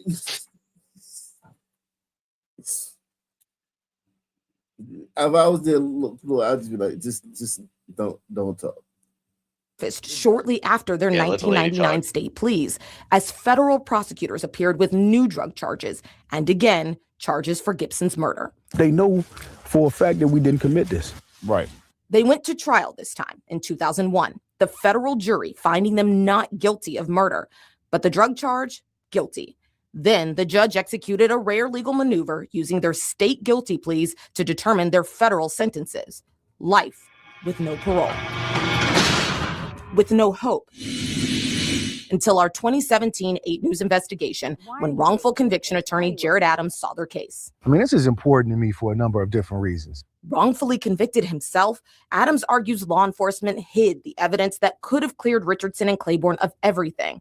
Over the years, garnering more support to review their case. During Christmas time, like people were sending us cards from like United Kingdom, Canada, all over the United States. By early 2021, then Attorney General Mark Herring learned of their story and of Richardson's petition for a writ of actual innocence to overturn his plea, a process Claiborne's misdemeanor plea isn't eligible for. But Herring's team's review did find, quote, no rational fact finder would have found Richardson guilty had all the evidence been presented. Then Jason Miyares won the AG race and reversed that position. It's 10,000 pages to this case. There's no way you did it in 29 days. Without the state support, Richardson has faced an uphill battle across various state courts for the past 4 years. Well, we got to keep on wearing a title of a cop killer? Living in fear, coming home and still being uneasy because of, the title. Back at the Supreme Court last month. Like the Klan's going to come out and get you? Or? Cops, that's what cops do, man. They go around and kill people, vigilante style, kill people who've killed other cops. No. That didn't kill the cop. Oh yeah, that didn't kill the cop. But they got to protect the reputation of that officer who killed himself. Yeah, man, because that's what happens. I still haven't heard them deny that they were struggling with the gun. Yeah, it's just wow, man. I would say that they did it, but they did 20-something years in prison. So they were doing something. This is their blessing, man. They it's not like they got away with it scot-free. They I mean, as far as I'm concerned, if you're in group of a bunch of people doing some shit that gets the cops called out and he ends up dead, you're fucking responsible to some degree. in these type situations, in these hoods, I disagree with that, because some son would just do something crazy. Like you know what I mean? Like you won't co-sign what the son just did. And, Yeah, that's true. You know what I'm saying? Like it's just so, yeah, man. Coming home and still being uneasy because of the title. Back at the Supreme Court last month, they're now waiting to see if Richardson will get one last opportunity to make his case there. We get to walk out of this courtroom not only with hope, but we get to walk out with the freed men behind us. But because last year, former President Joe Biden commuted their life sentences for the drug convictions, they are at least home. They say they're working constantly to get readjusted. We had flip phones and pages. Hanging out together and with family, writing more books like the ones they wrote together in prison, even designing a clothing line. And they keep praying Richardson is granted his writ of actual innocence so they might both be cleared one day. I'm reaching out to Jay Jones and whoever else is in position to help us. Go back and look at what Mark Hearn and their integrity unit did. They took months to go back and investigate. They went and talked to people. Are you saying that they was wrong? Do you feel optimistic you're going to get the outcome you want eventually? Eventually. And I don't know how long that journey is. Only God knows. They are in part eager to get help from Attorney General Jones because when he was a state delegate, he was critical of then AG Mark Herring's handling of the case. His office says he cannot comment now until the Supreme Court decides. But 4 years ago, he said both men deserved a full review of their case. That is somewhat similar to what we heard in 2020 from Officer Gibson's daughter, Chrisanna Gibson. At the time, she sent us a statement saying, quote, "I want the persons responsible for my father's murder to be held fully accountable for their actions. If that is not Terrence and Farron, I want justice done for them, and it must not stop there." However, it's important to note that last year she did publicly post on social media saying she does believe the Waverly 2 killed her father. I did try multiple ways to reach out to her and the Gibson family. Well, what does she know about it? She racist. What do you mean? Yeah, she racist. That's it. It ain't nothing. It ain't no other. It's no other possibility. There's no other discussion. She's racist.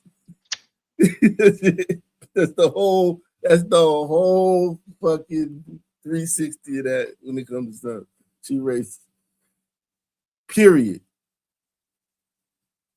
Jeez. Get your whole ass sentence commuted by the president of the nation. Biden was he got such a complex history, man. Because that speech he gave to get that 94 crime bill passed. Started off based and then went to waste. Yeah, man. Family to understand how they're feeling about this now, and I haven't heard back yet. Two things strike me in watching that piece. One, this is a very emotional time for both of them. Yes, and it is because they've missed so much with their families, right? And they're kind of reminded about that every day. And they were really adamant that they wanted to talk about why they pleaded guilty. A lot of people may they plead guilty. Yeah, that was what they said at the beginning. They took a plea deal. I missed that. You don't plead guilty to killing no cop. I don't listen. Some won't plead guilty to motherfucking jaywalking, man. But she asked him, "Why did you plead guilty to that?" And he said, "Well, them lawyers scammed me." What? Yo, and I don't want to hear, the cop. No, because that we all know that. Listen, I was getting locked up in the 90s. They might not even ask you if you want to talk. Like, I'm serious. Like if you get caught for a crime, they're just gonna take you to the station, process you. If you don't get if you get caught by like some undercovers or something, or it's part of a sting or something, yeah, they may interview you. You know what I'm saying? And then you can say, no, you don't want to talk. But if it's just you got caught doing something and then they arrested you, they just gonna throw you in the holding tank, and then you gonna go to court, and then you gonna go to the jail after that, or you gonna get the bond or you're released. They're not gonna sit here and it's not like TV. You know what I mean? Where they just grill you, especially if it's not Now, in this case, it was a murder of a cop. So yeah, I'm sure they interviewed them. But they could have easily, you can easily say,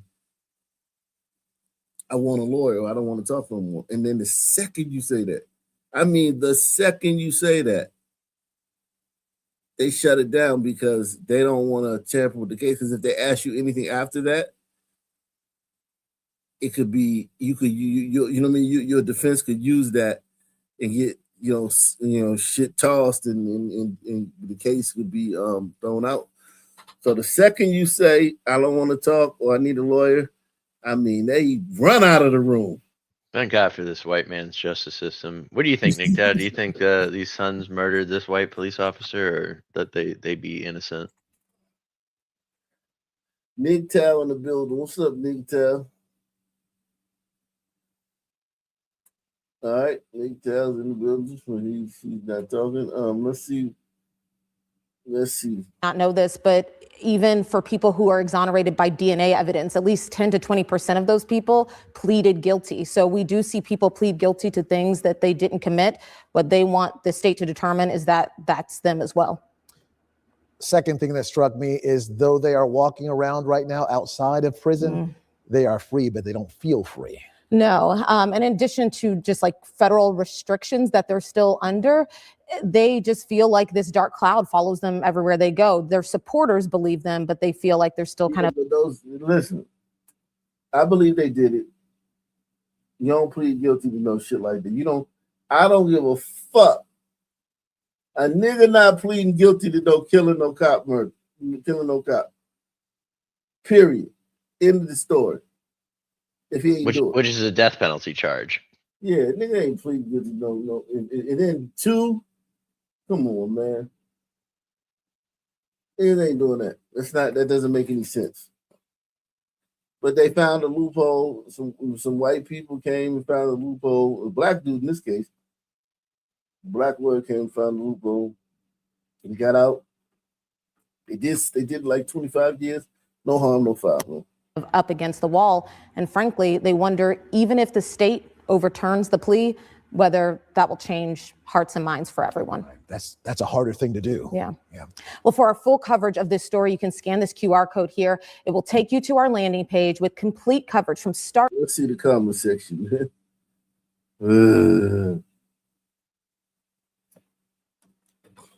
Whoever got them locked up should go to jail. Sue the fuck out no police. This got to stop. This happens so much and nobody's held accountable. Sue the fuck out of the police, town witness, and etc. How many men are still sitting behind bars innocent of crimes they didn't commit? Not a lot. I'm telling you, man. I know these niggas, man. These niggas did this shit, man. Not these niggas, and they did other shit. Yeah, but the niggas that's in jail, they did the shit they did. All the niggas that I know that are in jail did the shit they did. I don't know. Now, could it be a nigga that did something or was with somebody and they took a charge for somebody? Like let's say me and you, we go shoot up some shit, right? And we run, and I get away, and you get caught. Yeah, I ain't snitching.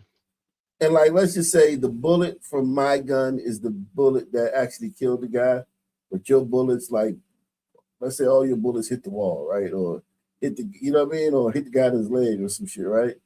Or hit a car. But my bullet, but you get caught and I got away. And they don't know who the fuck I am. They just know it's another suspect, right? And you go down and you get convicted and you do the time. Yeah, but that type of shit, yeah, I've seen that. But where they just pull a nigga name out of a hat, they're like, oh man, a cop got killed. We gotta find a nigga to put this on. Let's see, put a bunch of names in this hat and shake it up and just stick your hand in, and whoever you pull out, that's the nigga Nah, I ain't never heard. Get out there, Jones, and find a Negro and bring him in here. Right. That shit don't happen. That's bullshit. Yeah. Oh God. Listen, man.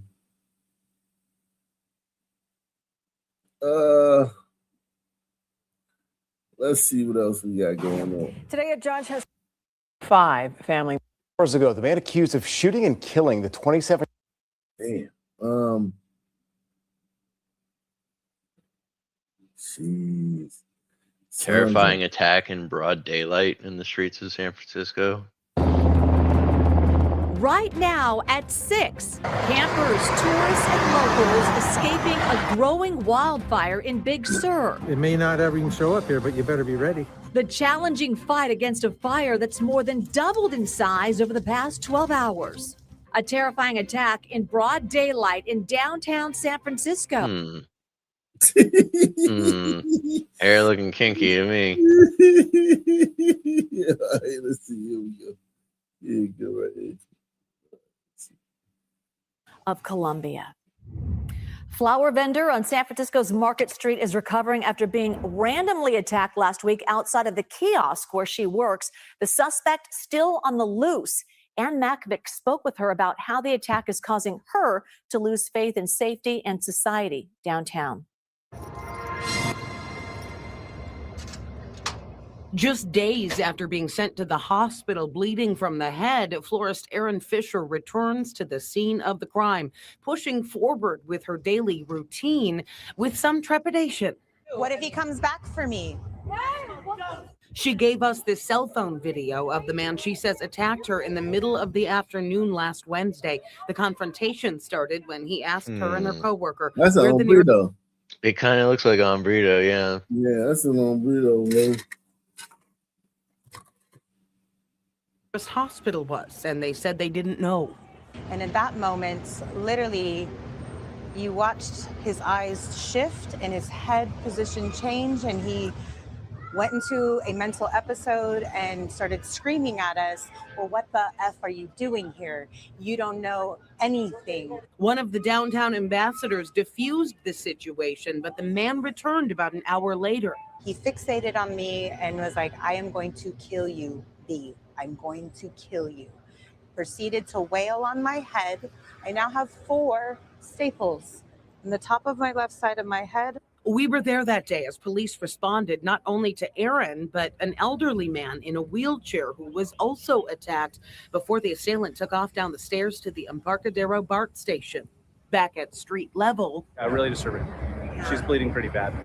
Witnesses gathered around, but Aaron says it took several minutes for help to arrive. We literally had to yell, call 911, call 911. I was bleeding from the back of my head. There was no one to help. More people pulled out their phones to film before calling 911. Police still haven't found the suspect in what they're calling an aggravated assault without provocation. BART says they got word from police that the man escaped into their station, but said a search came up empty.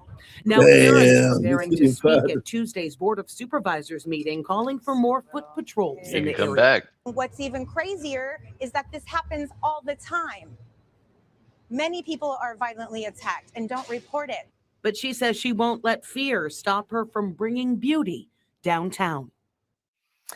A Marin County teen will face prosecution for the fiery crash that killed 4 other teen passengers. The Superior Court judge today denied the 17-year-old driver's request to enter a diversion program instead. She was charged with misdemeanor vehicular manslaughter for the April 2025 crash on San Geronimo Valley Road. The CHP said the car was going. Shit. Holy, 4 teens killed. Yeah, that's holy shit. You can get a misdemeanor for that. Yeah, I mean, yeah, depending on what happens, you can be held liable for sure. Yeah, this is a failed system, bro. Yeah, they don't really punish you that much for vehicular manslaughter as you would for manslaughter or murder. Between 20 to 25 miles per hour above the speed limit when it crashed. 14 girls, all students at Archie Williams High School in San Anselmo, were killed. If convicted, the driver could face 1 year in juvenile detention. If convicted, he gets that. If he gets convicted, Jesus Christ.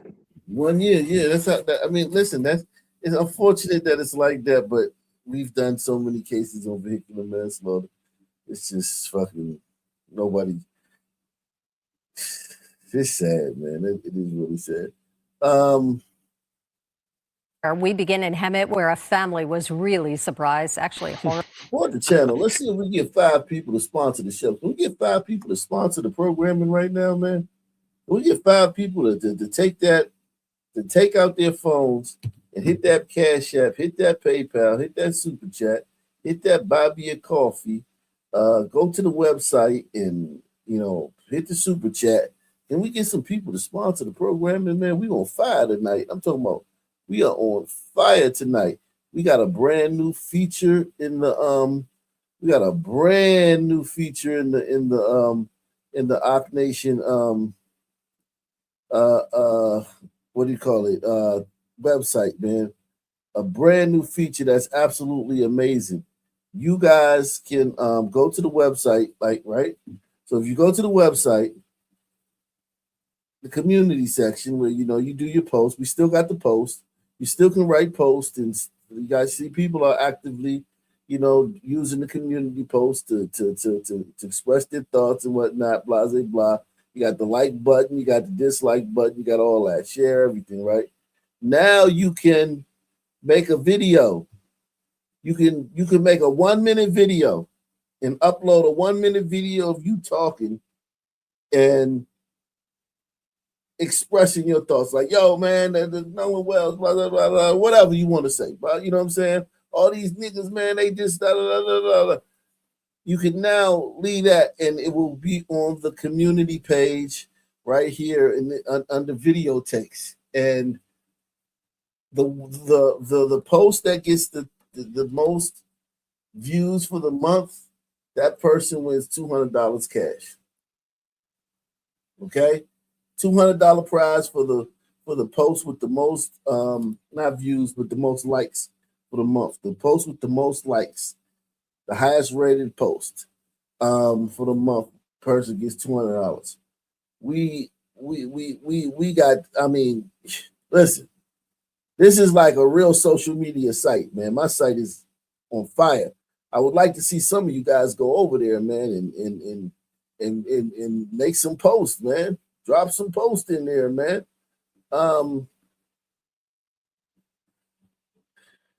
Tell me your opinions. Tell the world your opinions, man. Let people know what you feel about whatever topic, you know?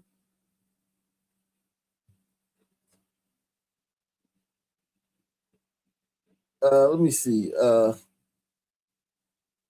Hey, yo, I wanted to come up to talk about that story with that girl. I think, was it a girl that killed her whole family? Yeah, we did that. Yeah, the girl with her boyfriend. What was the motive behind that again? They wanted to stay, the family didn't approve of their relationship. So she killed how many people? She killed her brother and her sister, her grandmother, her aunt, and her cousin, male cousin. Yo, I'm gonna just say this, yo, and you know I don't talk a lot, but I will say this, yo. If a lot of niggas out here, you can't even get your girl to make you some breakfast. Right. You can't even get you out. There's men out here paying all the bills, right, slaving, and she don't even give you enthusiastic head. Right. You gotta beg for some head. You only get to tap that once, twice a month. Right. Yo, get you a girl that love you like how she loves. How she love. Yo, this shit should motivate you to never settle, ever. Never settle. This bitches out here killing their whole family over their nigga, man. They was 15 and 16 too, so it's like really charming, actually. Bro, What a love story. This shit just motivated. Like, yo, when I say I'm never gonna settle for anything ever in my life, bro. Never, dog. My bitch ain't ready to kill her whole family over me. I don't want that bitch, bro. I'm sorry. I'm gonna look at this story every day, bro. Thank that. I appreciate this, John, man. I needed Aim this story, high. bro. You know, shit like this really show you like what's really out there in the world for you as a man, bro. God get you a bitch that's willing to kill her family for you. That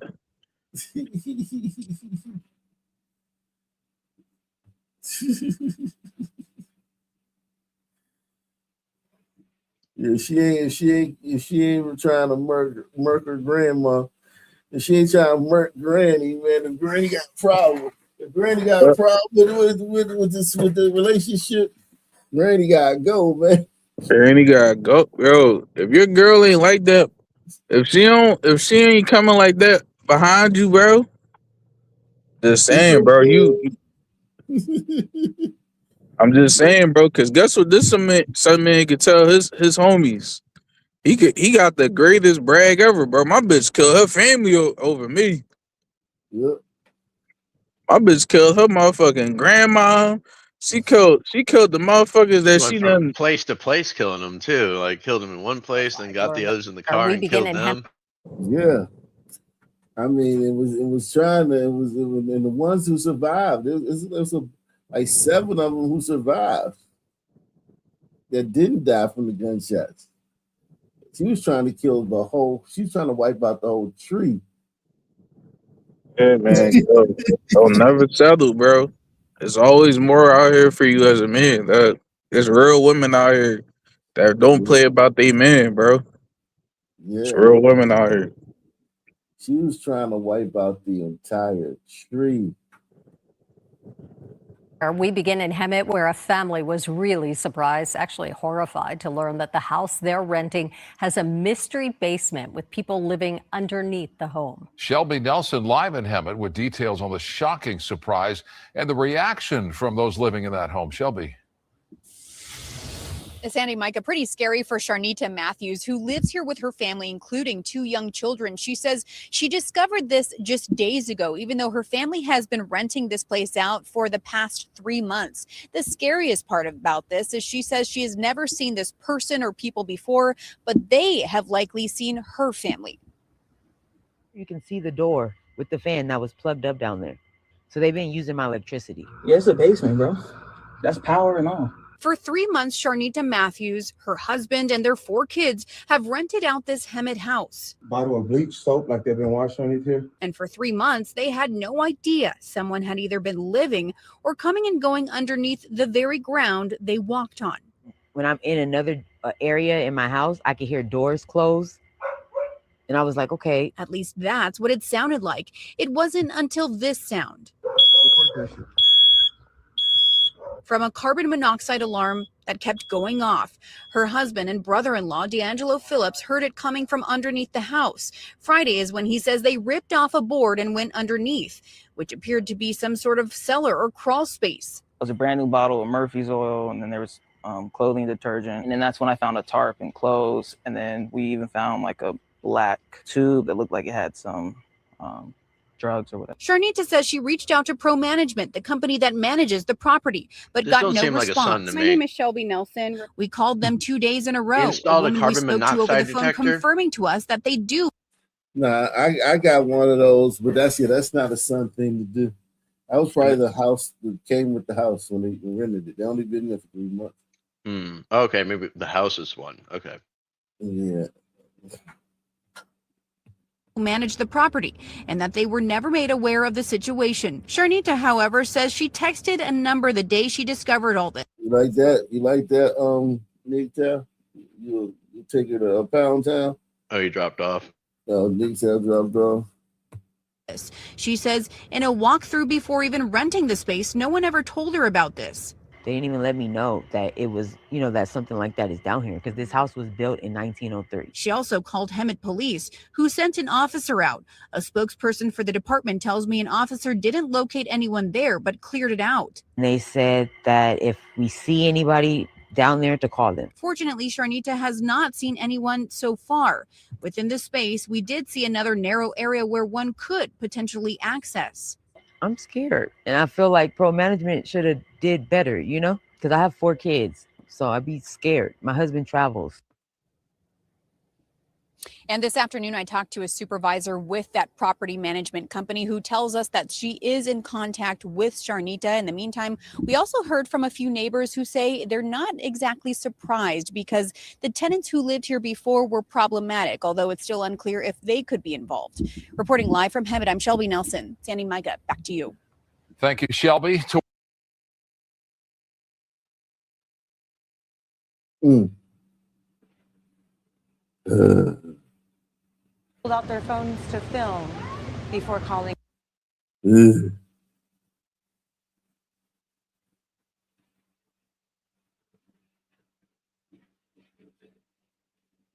Oh, let's see if we might got a lot of them. Investigators say 2 burglaries that happened months ago in Orinda have now been connected to the same man who is facing charges for last week's deadly stabbing. Our crime reporter Henry Lee is live at the Orinda Police Department tonight with details. Henry.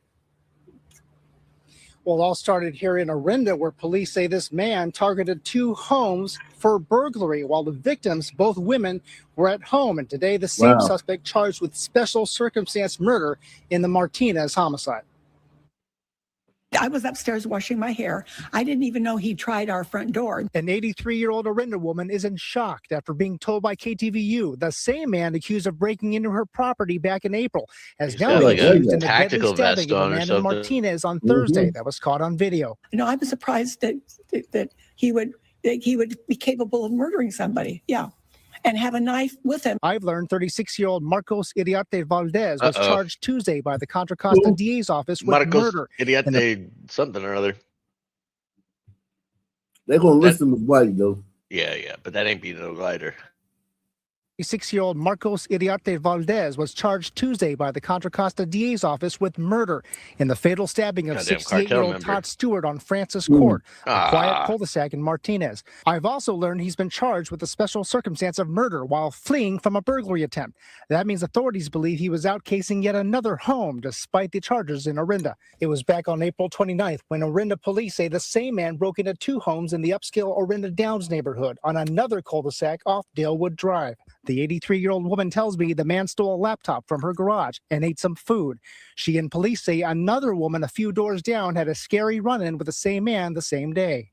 She was in the back of her house, I think, and saw in the reflection of her in her bathroom, she saw this man trying to get into her back door. That's terrifying. Screamed, and I think he took off. I also spoke to Jim, the 83-year-old woman's husband, who did not want his face shown. He says he was under the impression the defendant would remain in custody. Instead, a judge released the defendant on his own recognizance just a day before the Martinez homicide after a home detention monitoring violation. Well, the judge uses his discretion or her discretion. I don't know who the judge was.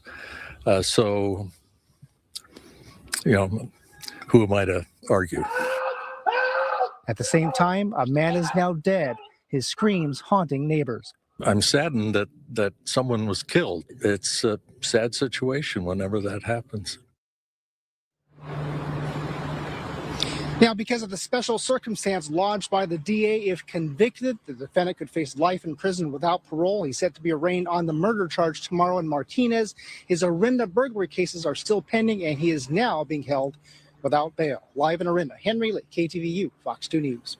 Yeah, certainly a scary situation. Henry, are they looking into the possibility that he might be connected to any other crimes at this point? Because seemingly he has this history that they can certainly document. Yeah, that's always a possibility, but so far no evidence of other charges at this point. Okay. Thank you, Henry. Goddamn. Burrito menaces. Wow. Salute, man. Make sure y'all sponsor the programming, man. Sponsor the programming or get a Visa membership so you can use the website. The website's free, but if you get a Visa membership, all the perks are open to you, man, on the website, man. So I definitely bought one, but now I'm looking at it again, and it doesn't even say that I am a member, like a first tier member. You talking about the Visa? Mm-hmm. You are a Visa membership. You are a Visa. Let me. Maybe it's just the display issue, or I think it didn't go. I don't know. I'm pretty sure it went through. You're a Visa. You're a Visa member. Does it say hot black or? I'm wondering if the name changes actually are working and if it's just showing it wrong. Let me do that. Let me holler at you off of Yeah. on the side. I'll hit you up in the because there other people like the Lex 247 I think mentioned that there seem to be issues where you're signed in everywhere except for the chat page on the live stream, and then when you're it looks like people are commenting in there and everybody's called citizen. Because I guess I'm working on that. They're working on that right now. Okay, yeah. Just so just so you know. Yeah, they're working on that right now, man. We're working on the citizen glitch right now. Because I would love to be over there instead of YouTube for sure. Yeah, it's just when you got a website like YouTube and all these other websites, they have these issues, right? You know what I mean? There are a million things that can go wrong, and you change one thing and it fucks up another one, and you don't have a whole staff of people working. Yeah, they have a whole set. I got to do whenever something whenever there's a bug or there's there's a glitch, I got to handle it myself. You know what I mean? So it's I remember YouTube always has stuff like this. YouTube always has things. They're like they'll be like they'll still be like, oh, we're aware of this issue happening. Because if you go to the @team YouTube on Twitter, oh my God, it's it's thousands of posts every day, thousands of replies every day. Oh, this is going wrong with the site. This is going wrong with the site. Yeah. YouTube has 1 million employees, man. So but yeah, there's nothing wrong with your tier. It's just the way that it's showing up. And I figured it was something like that. Yeah. I'm working on that right now, and I'm really working on that right now to make sure that it shows up as and even the people that's mods. It's not saying mod in the chat. It's just saying So I'm fixing all that right now, man.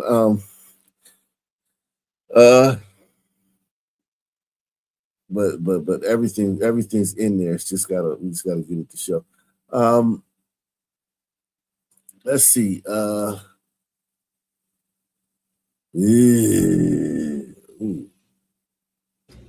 We start tonight with the breakdown. They take what isn't theirs, they drive up prices, and they put stores out of business. We're talking about professional, high-volume shoplifters. Oh, I thought they were Good talking evening, about I'm some Scott people. Blumen. I'm Michelle Martian. Tonight, 6 of them may finally be held accountable for the crimes they're accused of committing. Our Maryland Bureau Chief Brad Bell joins us live from the Prince George's Police Headquarters in Upper Marlboro with this update. And last hour, Brad, you said some of the names on this arrest sheet are familiar to you. Yeah, that's exactly right. When they put out this list of people today, put their pictures up, I did remember some of those names. I had to look them up, but I had previously done stories on them when they had been arrested previously for high volume shoplifting. And that's part of the story here. The police say these people have been arrested and released over and over again. But this time they think they have a new tool to keep them locked up. It is a new law that allows them to bundle all these charges together. It's a category of crime which has exploded in recent years, and we've shared many of the videos of the caught-on-camera thieves in action, loading up on tools, clothing, whatever they can get their hands on and think they can sell. Now, Prince George's County Police, along with state and federal cops and prosecutors, are alleging this group of 6 is among the worst of the worst involved in organized... Yeah, you would remember a name like Croissant. Wow. Yeah, PG's finest. What up, y'all? What up, man? Not much, man. Yeah, I heard it's a son man in Charlotte chasing white women and playing the knockout game. Yeah, have you seen that one? Nah, I ain't seen it. Daquan. I ain't seen that yet. I want to see it. Yeah, the Quan Hunt out there. Wow, man. We may get to that, man. What was I about to say? Oh yeah, Olsen, man, you need to go to the site, man, and be the first one to drop a video, man. What you mean drop a video? Yeah, man, we got a new feature on the site on the website, man. A new feature where you can drop videos, man. 1 minute video. You a Visa member, right? or green card? Yeah. I think I got a visa. Okay, yeah, you can drop a 1 minute video. If you use green card, you can drop a 1.5 minute video. If you use full citizen, you drop a 2 minute video. But yeah, you can drop a video right here, like right here on the community page. You just make the video and upload it, and then it'll go on the site. I'll review it and then put it put it on the site. Because after the first one, after I review your first one, then you can just start posting and then just come straight on there. But I gotta review the first one. Can I drop a video of me and another sun man beating up white women? Is that? Right. Yeah, I mean, if it's good for Instagram, I'm sure it'll be good there. Yeah, man. Maybe, man. But it's more for like just reactions, like reels. It's more. Yeah. You can live stream. But yeah, we so I know you be posting. I'll be seeing you in the comment section posted. But yeah, post a video. You can drop a video. Oh snap! All right, cool. That's dope. Yeah, no, that's dope. I like that. In the community tab, right? Yeah. Okay, cool. Oh yeah, and at the end of I forgot. At the end of the month, there's a prize for the person with the most likes for the video with the most likes, $200 cash. Oh snap! Oh, see, you ain't say that. Oh yeah, I'm about to go viral on our nation. Yeah. She'll find you a white woman to beat up real quick. Instagram's algorithm look at that. Don't Says post this is gonna no generate videos views. of you beating up no white women. Just post videos. Don't post no videos. It's not for that. It's not for white women. No, it's not. Yeah, let me take that back. Yeah, nah, that ain't it. It's not for that. Nick French. And he was loving up on Nick French as someone who doesn't like black people. Nick French. I'm going to play this clip of them talking about reparations and how Jala doesn't think that reparations should happen. But their ancestors suffered. So in principle, I'm opposed to it for that as well. I'm against it. Here, so like, is your argument it's impractical? I don't understand how it's going to work, or are you against it if they could figure it out? I'm also against it in principle because I'm not an FBA, so I'm not getting any coins. Reparations in America have nothing to do with him. Reparations in America, when we talk about it, is specifically for black Americans, descendants of slavery. So anyone else's opinion on who deserves reparations and who doesn't shouldn't matter. Not a white supremacist and not a person that's not a black American. Your opinion on white liberals, I believe that they're our number one enemy. You're like repeating his talking points back at him. Who, Nick? And it just sounds like, yeah, you are. It sounds less racist. No one's going to call you a Nazi for saying the same shit that Nick said. I've never heard Nick say that. Well, go ahead, Nick. Sorry. True, yeah. So Jala used to be racist. He used to align himself with racists. He used to talk really highly of racist white people. But now it's different because he's got this new audience that he has to grip. Unless they just put a bunch of racist, like conservatives, then he's like saying, hold on, bro. Okay, so if the white supremacists get into office and the conservatives get into office, you think they'll be more receptive to reparations talk? Obviously not. Wow, so now Jala feels strongly about reparations and he's a proponent of reparations, even though he's not, even though he doesn't include himself with black America. He refers to black America as they. Those people over there. So Jala used to be racist. He used to He could refer to them as worse. He used to talk really highly of racist white people, but now it's different because he's got this new audience that he has to grip. That's just how the nigga mindset. Those Negroes don't see the long-term plan, bro. Most Negroes don't see the long-term. Say black people, like saying Negroes is even crazy to me. Like the good white man look him and and like in his eyes and say, yo, 104 years. Plus 200. He said the good white man. He sounds like Uncle Ruckus right now, verbatim. Ain't no nigga that's on the white man business and still starving. Meaning this, right? Even the niggas with the most integrity who don't trust the good white man. If you put me in a room with the good white man Who's offering me $200 million? Why would you be in the room with a white man, pro-black man? Good white man. This sounds like some sellout shit. Because it has light and heat and Oh food. yeah, I've never seen any of this.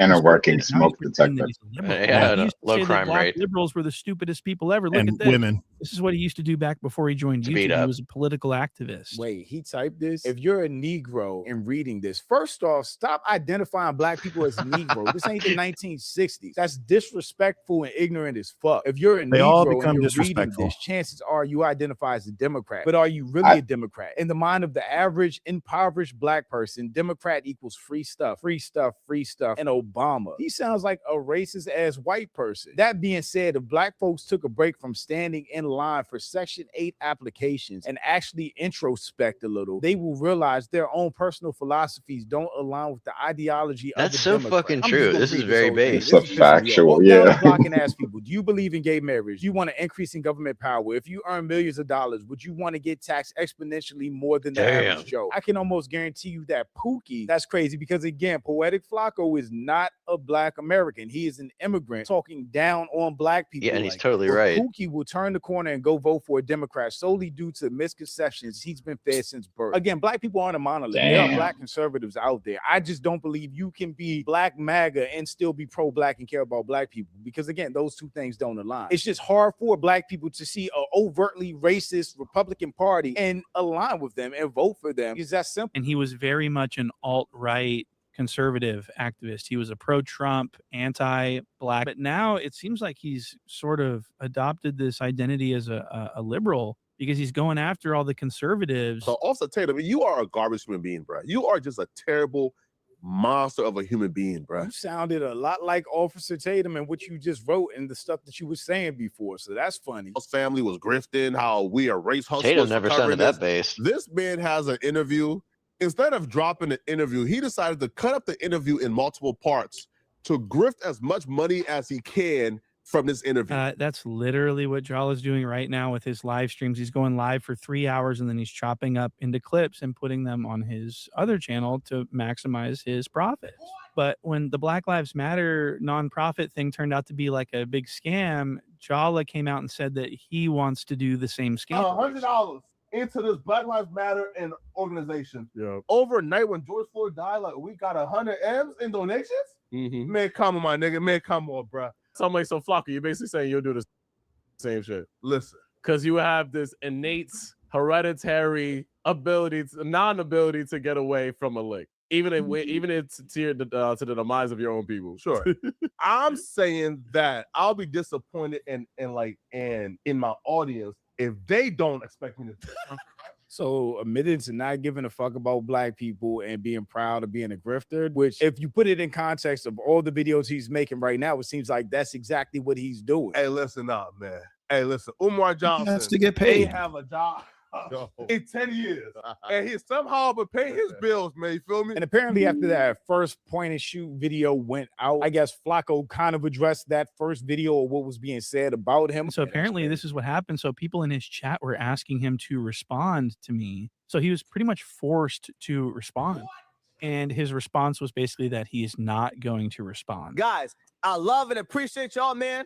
Listen, y'all have changed my ways, man, okay? Y'all are the reason why I don't even respond back to drama anymore. Y'all are the reason why, okay? Listen, y'all being in this live stream and showing up every day and watching me, bruh, y'all have got me so isolated from the drama. Y'all have got me so isolated and like I'm in like my own bubble that I don't even like see like hear the noise, right? Like I don't even like hear the noise. And right now, yo, we are so focused and we're so on point right now that I'll be real, bro. Like it's over for it's over for all the people who's hating on Flakko, bro. Cause like I'll be real, like your chance to beef with Flakko was about, I don't know, was about 4 months ago. Like your chance for a back and forth or the beef with Flakko was about 4 months ago, bro.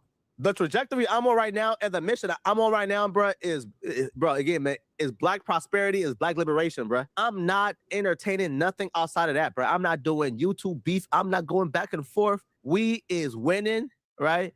And no amount of lies can help that, bro. Like, I'm sorry. Yo, I think dudes think, bro, like the lie. Yo, bro, listen, now, bro. you guys got to pay attention to this. Jala is saying that he feels bad for everyone that's trying to come after him because he feels that his trajectory is so strong and that his new audience is so supportive. that even if a hit piece came out that was damning as hell, that it wouldn't even matter at this point. We are past the era of hit pieces working, right? Like the filming, like the era where hit pieces was effective was like 2016. In 2026, bruh, like the audience ain't dumb. Like the filming, like the audience kind of understands, like they're intelligent, they smart, right? And they know how to like read through lies and BS. Nothing is lies, BS, and entertainment if it's you saying it with your own mouth. Not even just the things you said. You literally are writing out, calling black people Negroes and Pookies and talking about us being. What do you think about that? Also, are you think that the sun's gonna destroy this guy, or you think he can survive this? Yeah, it's a good question. They should destroy him because he's an FBA like me. Because I wouldn't be allowed to say no shit like, I mean, you know, whatever I do, but I call them Negroes. But because he's so woke now, I think sons will forgive him. Sons are not. They don't really got principles. They're not gonna look at that. I'm not gonna look at that and hold it against him because he's super woke now. If he were to go the other way, they would destroy him. Yeah, that's true. Yeah, sons did not have any consistency. Yeah, to their right. The consistency is that they're inconsistent. Right. Yeah, I think he'll be all right. I think he's right. He knows that too. Yeah, he does. Yeah, he be all right, Flakko, man. They ain't gonna fuck with you, man. Let's go back to the fuckery. Yeah, where did Flakko? Oh man, retail theft. This was their profession. This is what they do. They go out all day, every day, and steal from different merchants throughout the region, different states, and they resell these items. Sometimes they take orders for these items. Now they're facing enhanced charges under a new state law, which allows prosecutors to link multiple thefts in multiple stores across the region. 3 of them are also facing federal charges. I hate these fuckers. This is the reason why everything in fucking Walgreens is locked up. You can't get a fucking like little bottle of shaving cream. Retailers and law enforcement. Well, I will say this to identify in where I'm at, there's nothing that's locked up. Well, where I'm at, in the middle of New Orleans, you go to the Walgreens and they're blasting that fucking classical music, and you can't get a fucking toothbrush without calling somebody from the counter, and good luck with that.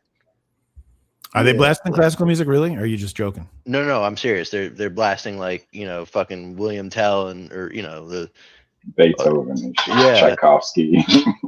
I went to the what's it called? Sun repellent. It works. It seriously is. They had hand sanitizer. I went to the you know this Silver Spring, the one across from the Marriott in Silver Spring. The CVS. By the whole Oh yeah. Oh, downtown. Yeah, downtown. I went to the to that CVS the other day when I was in DC, and I need to get some hand sanitizer. That shit was locked up. Oh yeah. I asked the motherfucker with a hand sanitizer. He was like, over there. So I walked back over there. I was like, motherfucker, why you didn't come with me? If you knew the shit was gonna be locked up. Like, you just gonna point to the shit like, motherfucker, what the fuck? You should just walked over there with me. Right. Got the key and everything. Hand sanitizer locked up. Anything that can be sold. I'm talking about like that motherfucker had a type of lock on it where like you ain't getting that shit. Like if they use that type of shit on like, or they should use the way they lock up the hand sanitizer, they should use that like at banks. You know what I'm saying? Like that shit was locked. Like you ain't getting to that shit. The way they got it, you know what I mean? The little system they got to interlock it and lock it with the plastic little shit, the see-through plastic. Mm-hmm. Yeah, that's exactly what they got on every fucking thing and the ones down here. You ain't getting it. You would need a goddamn blowtorch and like a fucking circular saw to Get that shit out of there. Eventually, you're going to need a retina scan just to enter a store. That's where we're headed. Instead of just throwing these people in jail, that's going to be their solution. A nostril scan might be more effective. Or an IQ test. God. Or anal probe, whatever. Jeez. So let me see. Let's see what the what's this? This is the DA of Prince George's County. Yikes. Fuck you, this bitch. You, arrest you, and hold you accountable. For years in Prince George's County, even high-volume shoplifters targeting a wide range of stores have not been held accountable. Each of the 6 people charged today has been arrested before. In 2023, Kassan Parker, for instance, faced 11 theft charges and was accused of stealing all this merchandise in the Oxon Hill area. But under then State's Attorney Braveboy, his case was never prosecuted. At today's press conference, I asked how things will be different this time. I know with the implementation of the federal charges, that sends a strong message, but also the higher tier charges that are fairly new to the state of Maryland sends a message as well. We're not going to tolerate it in the state, and we're not going to tolerate it in Prince George's County. We are watching, and we're going to continue to investigate and hold people accountable that are involved in these organized retail thefts. Yeah, so we asked today where precisely these people had been active, what stores have they been hitting. The police and the authorities would not identify them today, but I can tell you, looking at their past history, it's been all over the place, not just in Prince George's County. One of these suspects was previously accused of stealing $31,000 worth of Wherever there merchandise are shells. at one time from a Lululemon store in Annapolis. A couple of the others were accused of hitting the Queenstown Harbor, the Queenstown outlets over on the Eastern Shore over and over again. Scott? Yeah, some staggering figures. But Brad, you mentioned that the priors were there and then the fact that the case wasn't prosecuted. Why should we expect it might be any different this time? Yeah, that's a good question. And in fact, we're going to have to watch how these individual suspects do move through the system to see if the outcome is in fact different this time. But what we have been told is that previously there would be a charge for a theft over here, nonviolent crime, they stole something. That would be handled individually. And then there would be another one over here. It would be handled individually. And so the charges would be fairly minor and judges would let them go. The hope this time is that by bundling it all together, saying, look, this is part of a much bigger operation. You have to add this, get to an organized crime ring. Plus, with the involvement of the feds now, federal charges, they are hoping that this time some of them stick and these people are taken. This guy sounds like he wants their babies to starve. In Upper Marlboro, Brad Bell, 7 News. Yeah, and those would definitely be important considerations when taking the case out whole. You're right about that. Thank you, Brad. This is not the first kind of shoplifting sting, by the way, efforted by local law enforcement this year. You may recall back in April, we reported on a shoplifting sting in Fairfax County. Now, police say 5 people were arrested there after stealing from businesses all across Northern Virginia and then selling those items to thrift stores. The operation resulted in 17 felony charges and 15 misdemeanors. Police say the arrests were not tied to an organized group, but did involve repeat offenders. The war on black-owned businesses. Independent contractors. Some people getting around. Eastern Shore is far as hell from PG County. Yeah, that's not even. That ain't nothing to do with DC. They have to travel Right. further and further to find stuff that's not behind plexiglass. Man, and Look at then the Jew shit. Plexiglass deserts. wow, look at this. A 19-year-old woman is recovering tonight after someone body slammed her at a bar near UCF. The impact put her in the ICU for several days with a cracked skull and a brain bleed. West 2's Patrick Perez is joining us now. Man. Patrick, the Orange County Sheriff's Office is still investigating. Yeah, Michelle, this appears to be a case of being in the wrong place at the wrong time. Right now, the Sheriff's Office says no arrests have been made, but their detectives are actively investigating what happened. The woman's attorney tells me he's hoping to prevent something like this from happening again.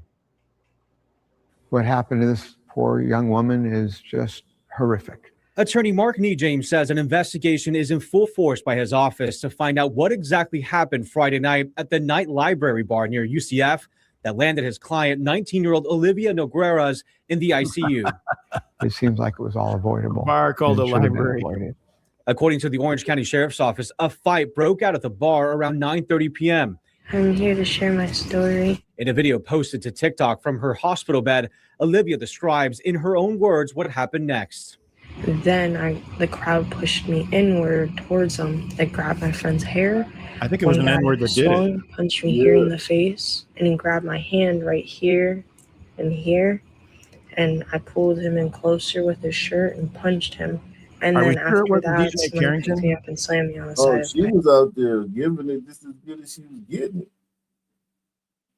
Jesus, she's punching people.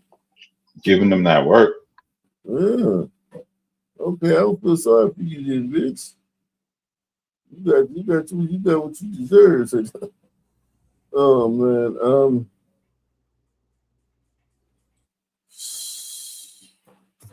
oh funny looking broad, man. punched me here in the face, and he grabbed my hand right here and here. And I pulled him in closer with his shirt and punched him. And then after that, somebody picked me up and slammed me on the side of my head. Olivia suffered a cracked skull and brain bleed from the impact of her head hitting the ground. She had recently recovered from a brain injury after getting hit in the head with a softball. And her neurologist is indicating that this is an entirely new injury to the brain.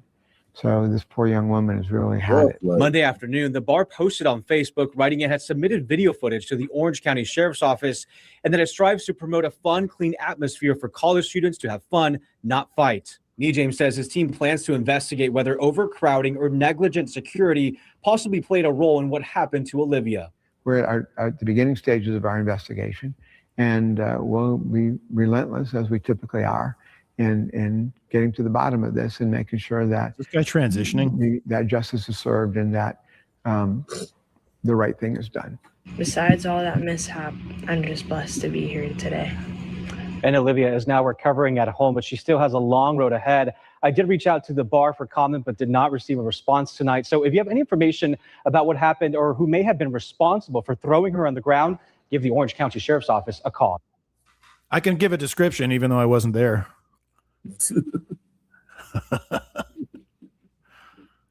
Oh man. No security footage? Damn. Yeah, these stories be so crazy. These stories be so fucking crazy. The search for a man with an active arrest warrant. He's charged with indecent exposure at a store in Springfield Township. Yeah, police know who he is. Now they're just trying to track him down. Action News reporter Becca Hendrickson live outside the police station this afternoon with more. Becca, this happened at a Dollar Tree, and it's a crime police are apparently seeing all across the United States. Brad and Sarah, for some reason, police say this keeps happening at Dollar Trees. They say men are targeting Yes, these it does. stores and they're exposing themselves inside to customers. Again, in this case, police say they know who they're looking for. They're hoping you can help find him. Surveillance video from inside of this Dollar Tree shows a man with a basket peering down aisles. Police say he is 30-year-old Jet LaRose from Brookhaven, and he's wanted for exposing himself to customers inside of that store. He was walking around the store for a while, so it looks like he was trying to pick certain people or pick random aisles that he knew he could get away with something like that. It happened August 5th around 3 p.m. at this Dollar Tree on the 400 block of Baltimore Pike in Springfield Township. Police say they identified LaRose as the suspect because he was wearing a shirt advertising his place of work. Nobody wants to have to stumble upon. You're out shopping when Definitely, you're it's that man. and you walk down an aisle. That's not something you should have to see. Investigators say this disturbing act seems to be part of a larger nationwide trend of men performing lewd acts in Dollar Trees. Falls Township Police charged a man last week for allegedly exposing himself and performing a sex act at a Dollar Tree there. Prospect Park Police are also searching for a suspect they say inappropriately grabbed a 12-year-old girl inside of a Dollar Tree last week. It's usually adult males. They would walk into a store. For some reason now it's Dollar Trees. believe maybe because of the lack of cameras in some of the aisles, where they will expose themselves. It's a sick world out here right now. Customers disturbed by the trend say they'd like to see increased safety measures in stores. I don't think it's the Dollar Tree fault, but I think now that they know it could happen, now you might want to beef up a little bit security or something. You mean more police? Roasted turned himself in. He is facing several charges, including indecent exposure and open lewdness. Live here in Springfield, Becca Hendrickson, Channel 6, Action News. Brian Sarah. Yeah, so disturbing. Becca, thank you. Speaking of exposure, I got a new video for you, Ak. Slow down, slow down. What you talking about? Yeah. Not like that. It's just in my latest video. It's in the back. Why don't you put your video on the? Oh, you got a video that's a minute. Are you a Visa member? I am. Okay. So why don't you make a video and put it on the site, man? I could put this one's 3 that? minutes. This one's a 3 minute. Yeah, I knew about that. I chop them up in a minute long chunks. I could do that. Because I want people to make videos of them giving their opinions about stuff. You know what I mean? I don't want like videos of like, you know, viral videos and stuff like, oh, I see this man stealing in the store today. I want videos of you talking. And at the end of the month, you know, I want people from everywhere to come, man, to do it, man. Content creators and all that. That's why we have the prize. That's why we have the monthly prize, man. You get people to do it, man. You can to incentivize people to do this, man. To participate in the channel, man. Let's see. What is next, man? The DEI Messiah. Even I saw that. How they fell for that in the first place, though, like that's more embarrassing than him. It's just like, yo, you really thought that this dude was all the lies he's told, all the claims. Yeah. It's weird, man. They want to believe it. That's why they really want to believe it, because it makes them better people to believe his bullshit. Yeah, they should believe me when I lie, man. They don't believe me, man. Crime that made headlines in the Bay Area 3 years ago, and now a Tampa man is standing trial accused of kidnapping and raping a DoorDash driver and shooting one of the people who came to her rescue. The alleged victim took the stand today after opening arguments. Fox 13's Kylie Jones joins us live from the newsroom with her testimony. Kylie. Linda, that young woman sat across from Joseph Killens, who's accused of kidnapping her and sexually assaulting her while she was delivering food. She revealed the threats he allegedly made that night and the graphic details of that alleged assault.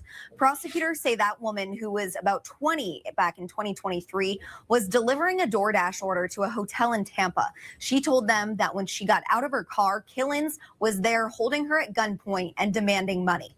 According to investigators, Killens then forced her back into her car and made her drive around for about 2 hours. At one point, Killens allegedly ordered her to perform sex acts and threatened to sexually assault her if she didn't. That woman, whose identity is being kept anonymous, says Killens also still had his gun while he got the seat pushed back. Oh, you know he was ready. He's like, yeah, do what you do, baby. And then there's some water there for when they're done. Comfortable in here, man. Yeah, man. Wash it down. You can wash it down, baby. says Killens also still had his gun while this was happening. I started telling him no, like, please don't make me do it. Don't make me do it. I don't want. Oh, so Brita, you had to let the Latina. Oh yeah, he came out. He came out. Do it. And when I started saying no, he, like, to intimidate me, he tried to, like, reach for it. Now, Killens' attorney, who you see right there, was cross-examining this victim. He questioned her description of the suspect that she gave to police and what she did while she was driving around with Killens in the car. You previously talked about, like, looking for cop cars, right? Yes. And you previously said that you even thought about, like, trying to crash into a car, correct? Yes. And you saw cars and you had those opportunities and you didn't do that, correct? Yes. She must have wanted it then, clearly. Now, when that woman was first forced back into her car that night, she was on the phone with her girlfriend until the call eventually disconnected. But prosecutors say the girlfriend and her sister were able to track that victim's phone, alert police, and eventually find her and Killens at the Valera Lakes apartment complex in Tampa. As they tried to rescue the victim and drive away, they say Killens shot at the three of them, hitting one of those women, but she did survive. And why didn't they call the police? I think they did. Tried to rescue her themselves. Right. They probably couldn't wait. Killens at the Valera Lakes apartment complex in Tampa. As they tried to rescue the victim and drive away, they say Killens shot at the three of them, hitting one of those women, but she did survive. And we have video right now coming from just a couple minutes ago in the courtroom. The jury was dismissed for the day. The trial wrapped for the day, but Killens was seen appearing to have some sort of outburst in the courtroom. He was seen what we think was yelling at the judge. They had exchanged words throughout the day. She had to have some conversations about him, with him about his behavior and make sure that he behaved himself in the courtroom. But the trial is expected to continue, Linda, tomorrow. All right. Kylie Jones, thank you for those updates. Jeez. Could have been worse, I guess. Yeah, man. Could have been a lot worse. She Gunpoint only got blowjob is better than murder. Yeah, it seemed like she only had to give him some head, man. At least he ain't make her give her some booty head, man. Yeah. Man, bitch, I want you to give me some booty head. Bitch, probably like, kill me, just kill me, man. Just shoot me. Oh, you give me some booty head. That's crazy, man. Niggas is terrible, man. What's wrong with you niggas, man? Oh wow, I think this is a glider. Hopefully this is a glider. We've been looking for one all night. Hopefully this. What are you Being on digging a for? scooter. I ain't digging for nothing. Carpanic. Oh my God! Oh my God!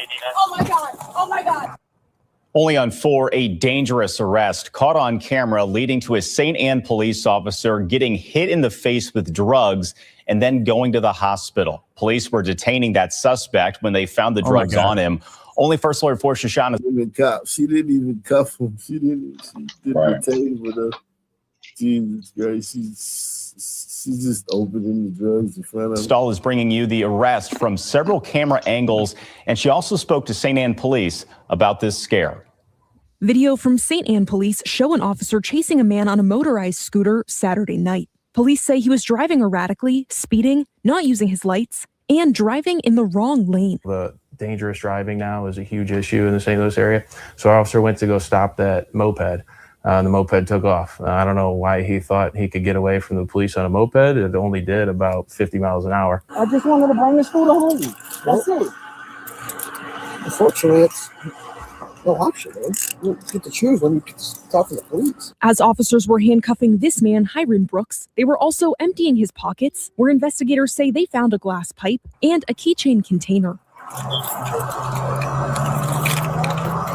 What are you digging for? I ain't digging for nothing. Oh my God! Oh my God! Oh my God! Oh my God! From Oh my another God. officer's body camera, you Come can on, baby. You can't be doing that in the middle of a arrest. Right. Oh my God! Focus, bitch. Focus. Yeah, you got a little meth in your eye, man. Ain't no big deal, man. Need better training. Yeah, I thought this was gonna be a white guy because it was meth, but it looked like it's a son still. God damn. see the contents of the container not only go all over the officer, but also all over the patrol car. There's still probably some in there. It's all over the ground. Another police are down. They sent the fucking Indiana Fever police officers up there. That's all meth. Deputy Chief Blake Kerrigan says it was a mix of meth and fentanyl, which can pose a safety risk. Oh yeah, fentanyl. Now, if it was that fatty, yeah, you were. Oh shit, yeah. That's enough reason to panic. Yeah, you're hooked. You fucking hooked on fentanyl and shit. Next shit, man. That's crazy. the officers. It's just a reminder that we do a dangerous job. We deal with people that don't care for our safety, and the officers out there patrolling have to keep that in mind. Maybe that, cuff the assailant. that people don't care what happens to us. You feeling anything? I felt it go in my mouth. That's when St. Anne police called for paramedics to come and take the officer to the hospital for drug exposure. Hello. I don't know what it was. I opened it. I'm pretty sure it's meth. I don't know what else. Maybe don't do it so close to the Push it turf. open. I'm pretty sure I got it in my mouth. Little things. The deputy chief says that officer was treated for drug exposure, but she is okay and is already back on the job. In St. Anne, Shoshana Stahl, First Alert 4. Thank God she's back on Good the to street. know that protecting officer us. is okay. And Brooks is charged with second-degree assault, resisting arrest, attempted tampering with evidence, and unlawful possession of drug paraphernalia.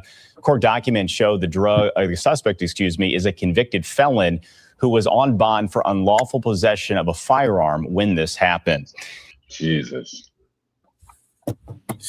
They downgraded the assault on the officer to assault. That's nuts. So Sudman, they talk about racism. They know Sudman getting over it, man. Sudman getting over it like a motherfucker. All right, Matthew, thank you. Tonight, a registered sex offender is facing new felony charges, accused of secretly recording women inside of several dressing rooms in Wake County and in Durham County as well. CBS 17's Barron James is live in North Raleigh, where the suspect's accused of targeting women. Barron. Yeah, Angela and Rod, in fact, Kevin Henderson is his name, and he remains locked up, at least for now. Investigators say, he hit multiple unnamed businesses in this area surrounding Triangle Town Center last month and a store in Durham last week. Okay, so these are some of his mugshots. We showed customers outside of the nearly new thrift store in Durham multiple mugshots of registered sex offender Kevin Henderson. No, I don't think I've ever seen him before. But he faces one count of felony secret peeping after Durham police say he recorded a 20-year-old woman at this store last week. Being a woman, I definitely try clothes on in fitting rooms, and for this to be, somewhere that he did it, it's kind of crazy. Henderson is also charged with felony secret peeping in North Raleigh's Triangle Town Center area.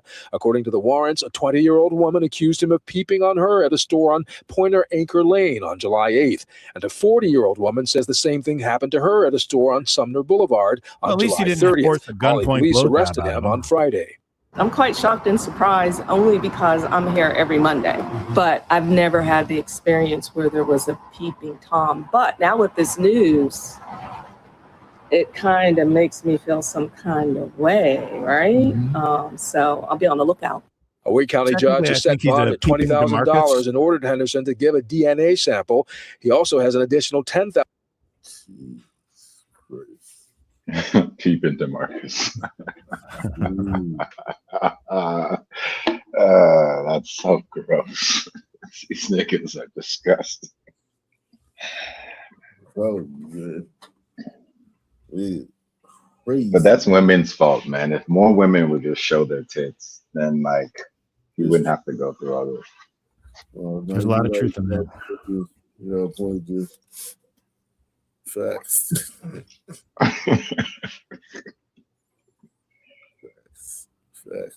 Facts, man. Oh, free the nipple. Yeah, man. Facts. Straight up, man. You ain't told no lies, man. Hey, I think I might join the WNBA draft. I heard it's open season. Yeah, I don't think you need to be an NBA level player to get in, man. I don't think so either. Yeah, there's no age requirement either. That's going to be fun to watch, how they squirm in that corner they paint themselves into. Where their bullshit has to meet with reality. Their posturing and bullshit. Right. Did they have the meeting already, Ak, about what is the woman? I don't know. I think they're gonna have to change the name of the league is all they're gonna do. Take a W out of it and call it something else. The beat, the bullshit. National basketball. Crazy, man. Yep. Hey, yo, they have to meet and talk about what a woman is, and it's gonna be a long discussion. Yeah, Oh, they're yeah. not gonna come to the right answer. Like it's gonna be like they're gonna be like, all right, we met.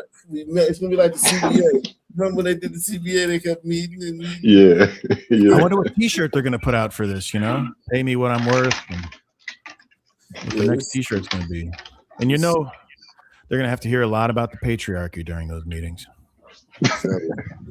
It's gonna be days of deliberation. Oh man, I'm telling you, man. Luckily, women like to talk. True. Talking circles. They'll do a lot of talking, and then Adam Silver will make his decision. Crazy, man. Holy smokes. I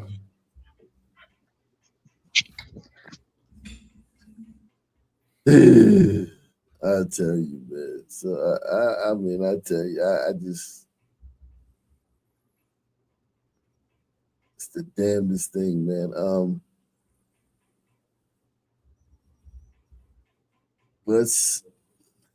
got so much I got to do, man. Oh, man, you know what, man? I got to fix all these things that you people want me to fix, man. Let me get out of here, man. Right now, man. I got a lot of stuff I got to do, man. And I'm about to pass out. Salute to everybody, man. Make sure you check out the website, man.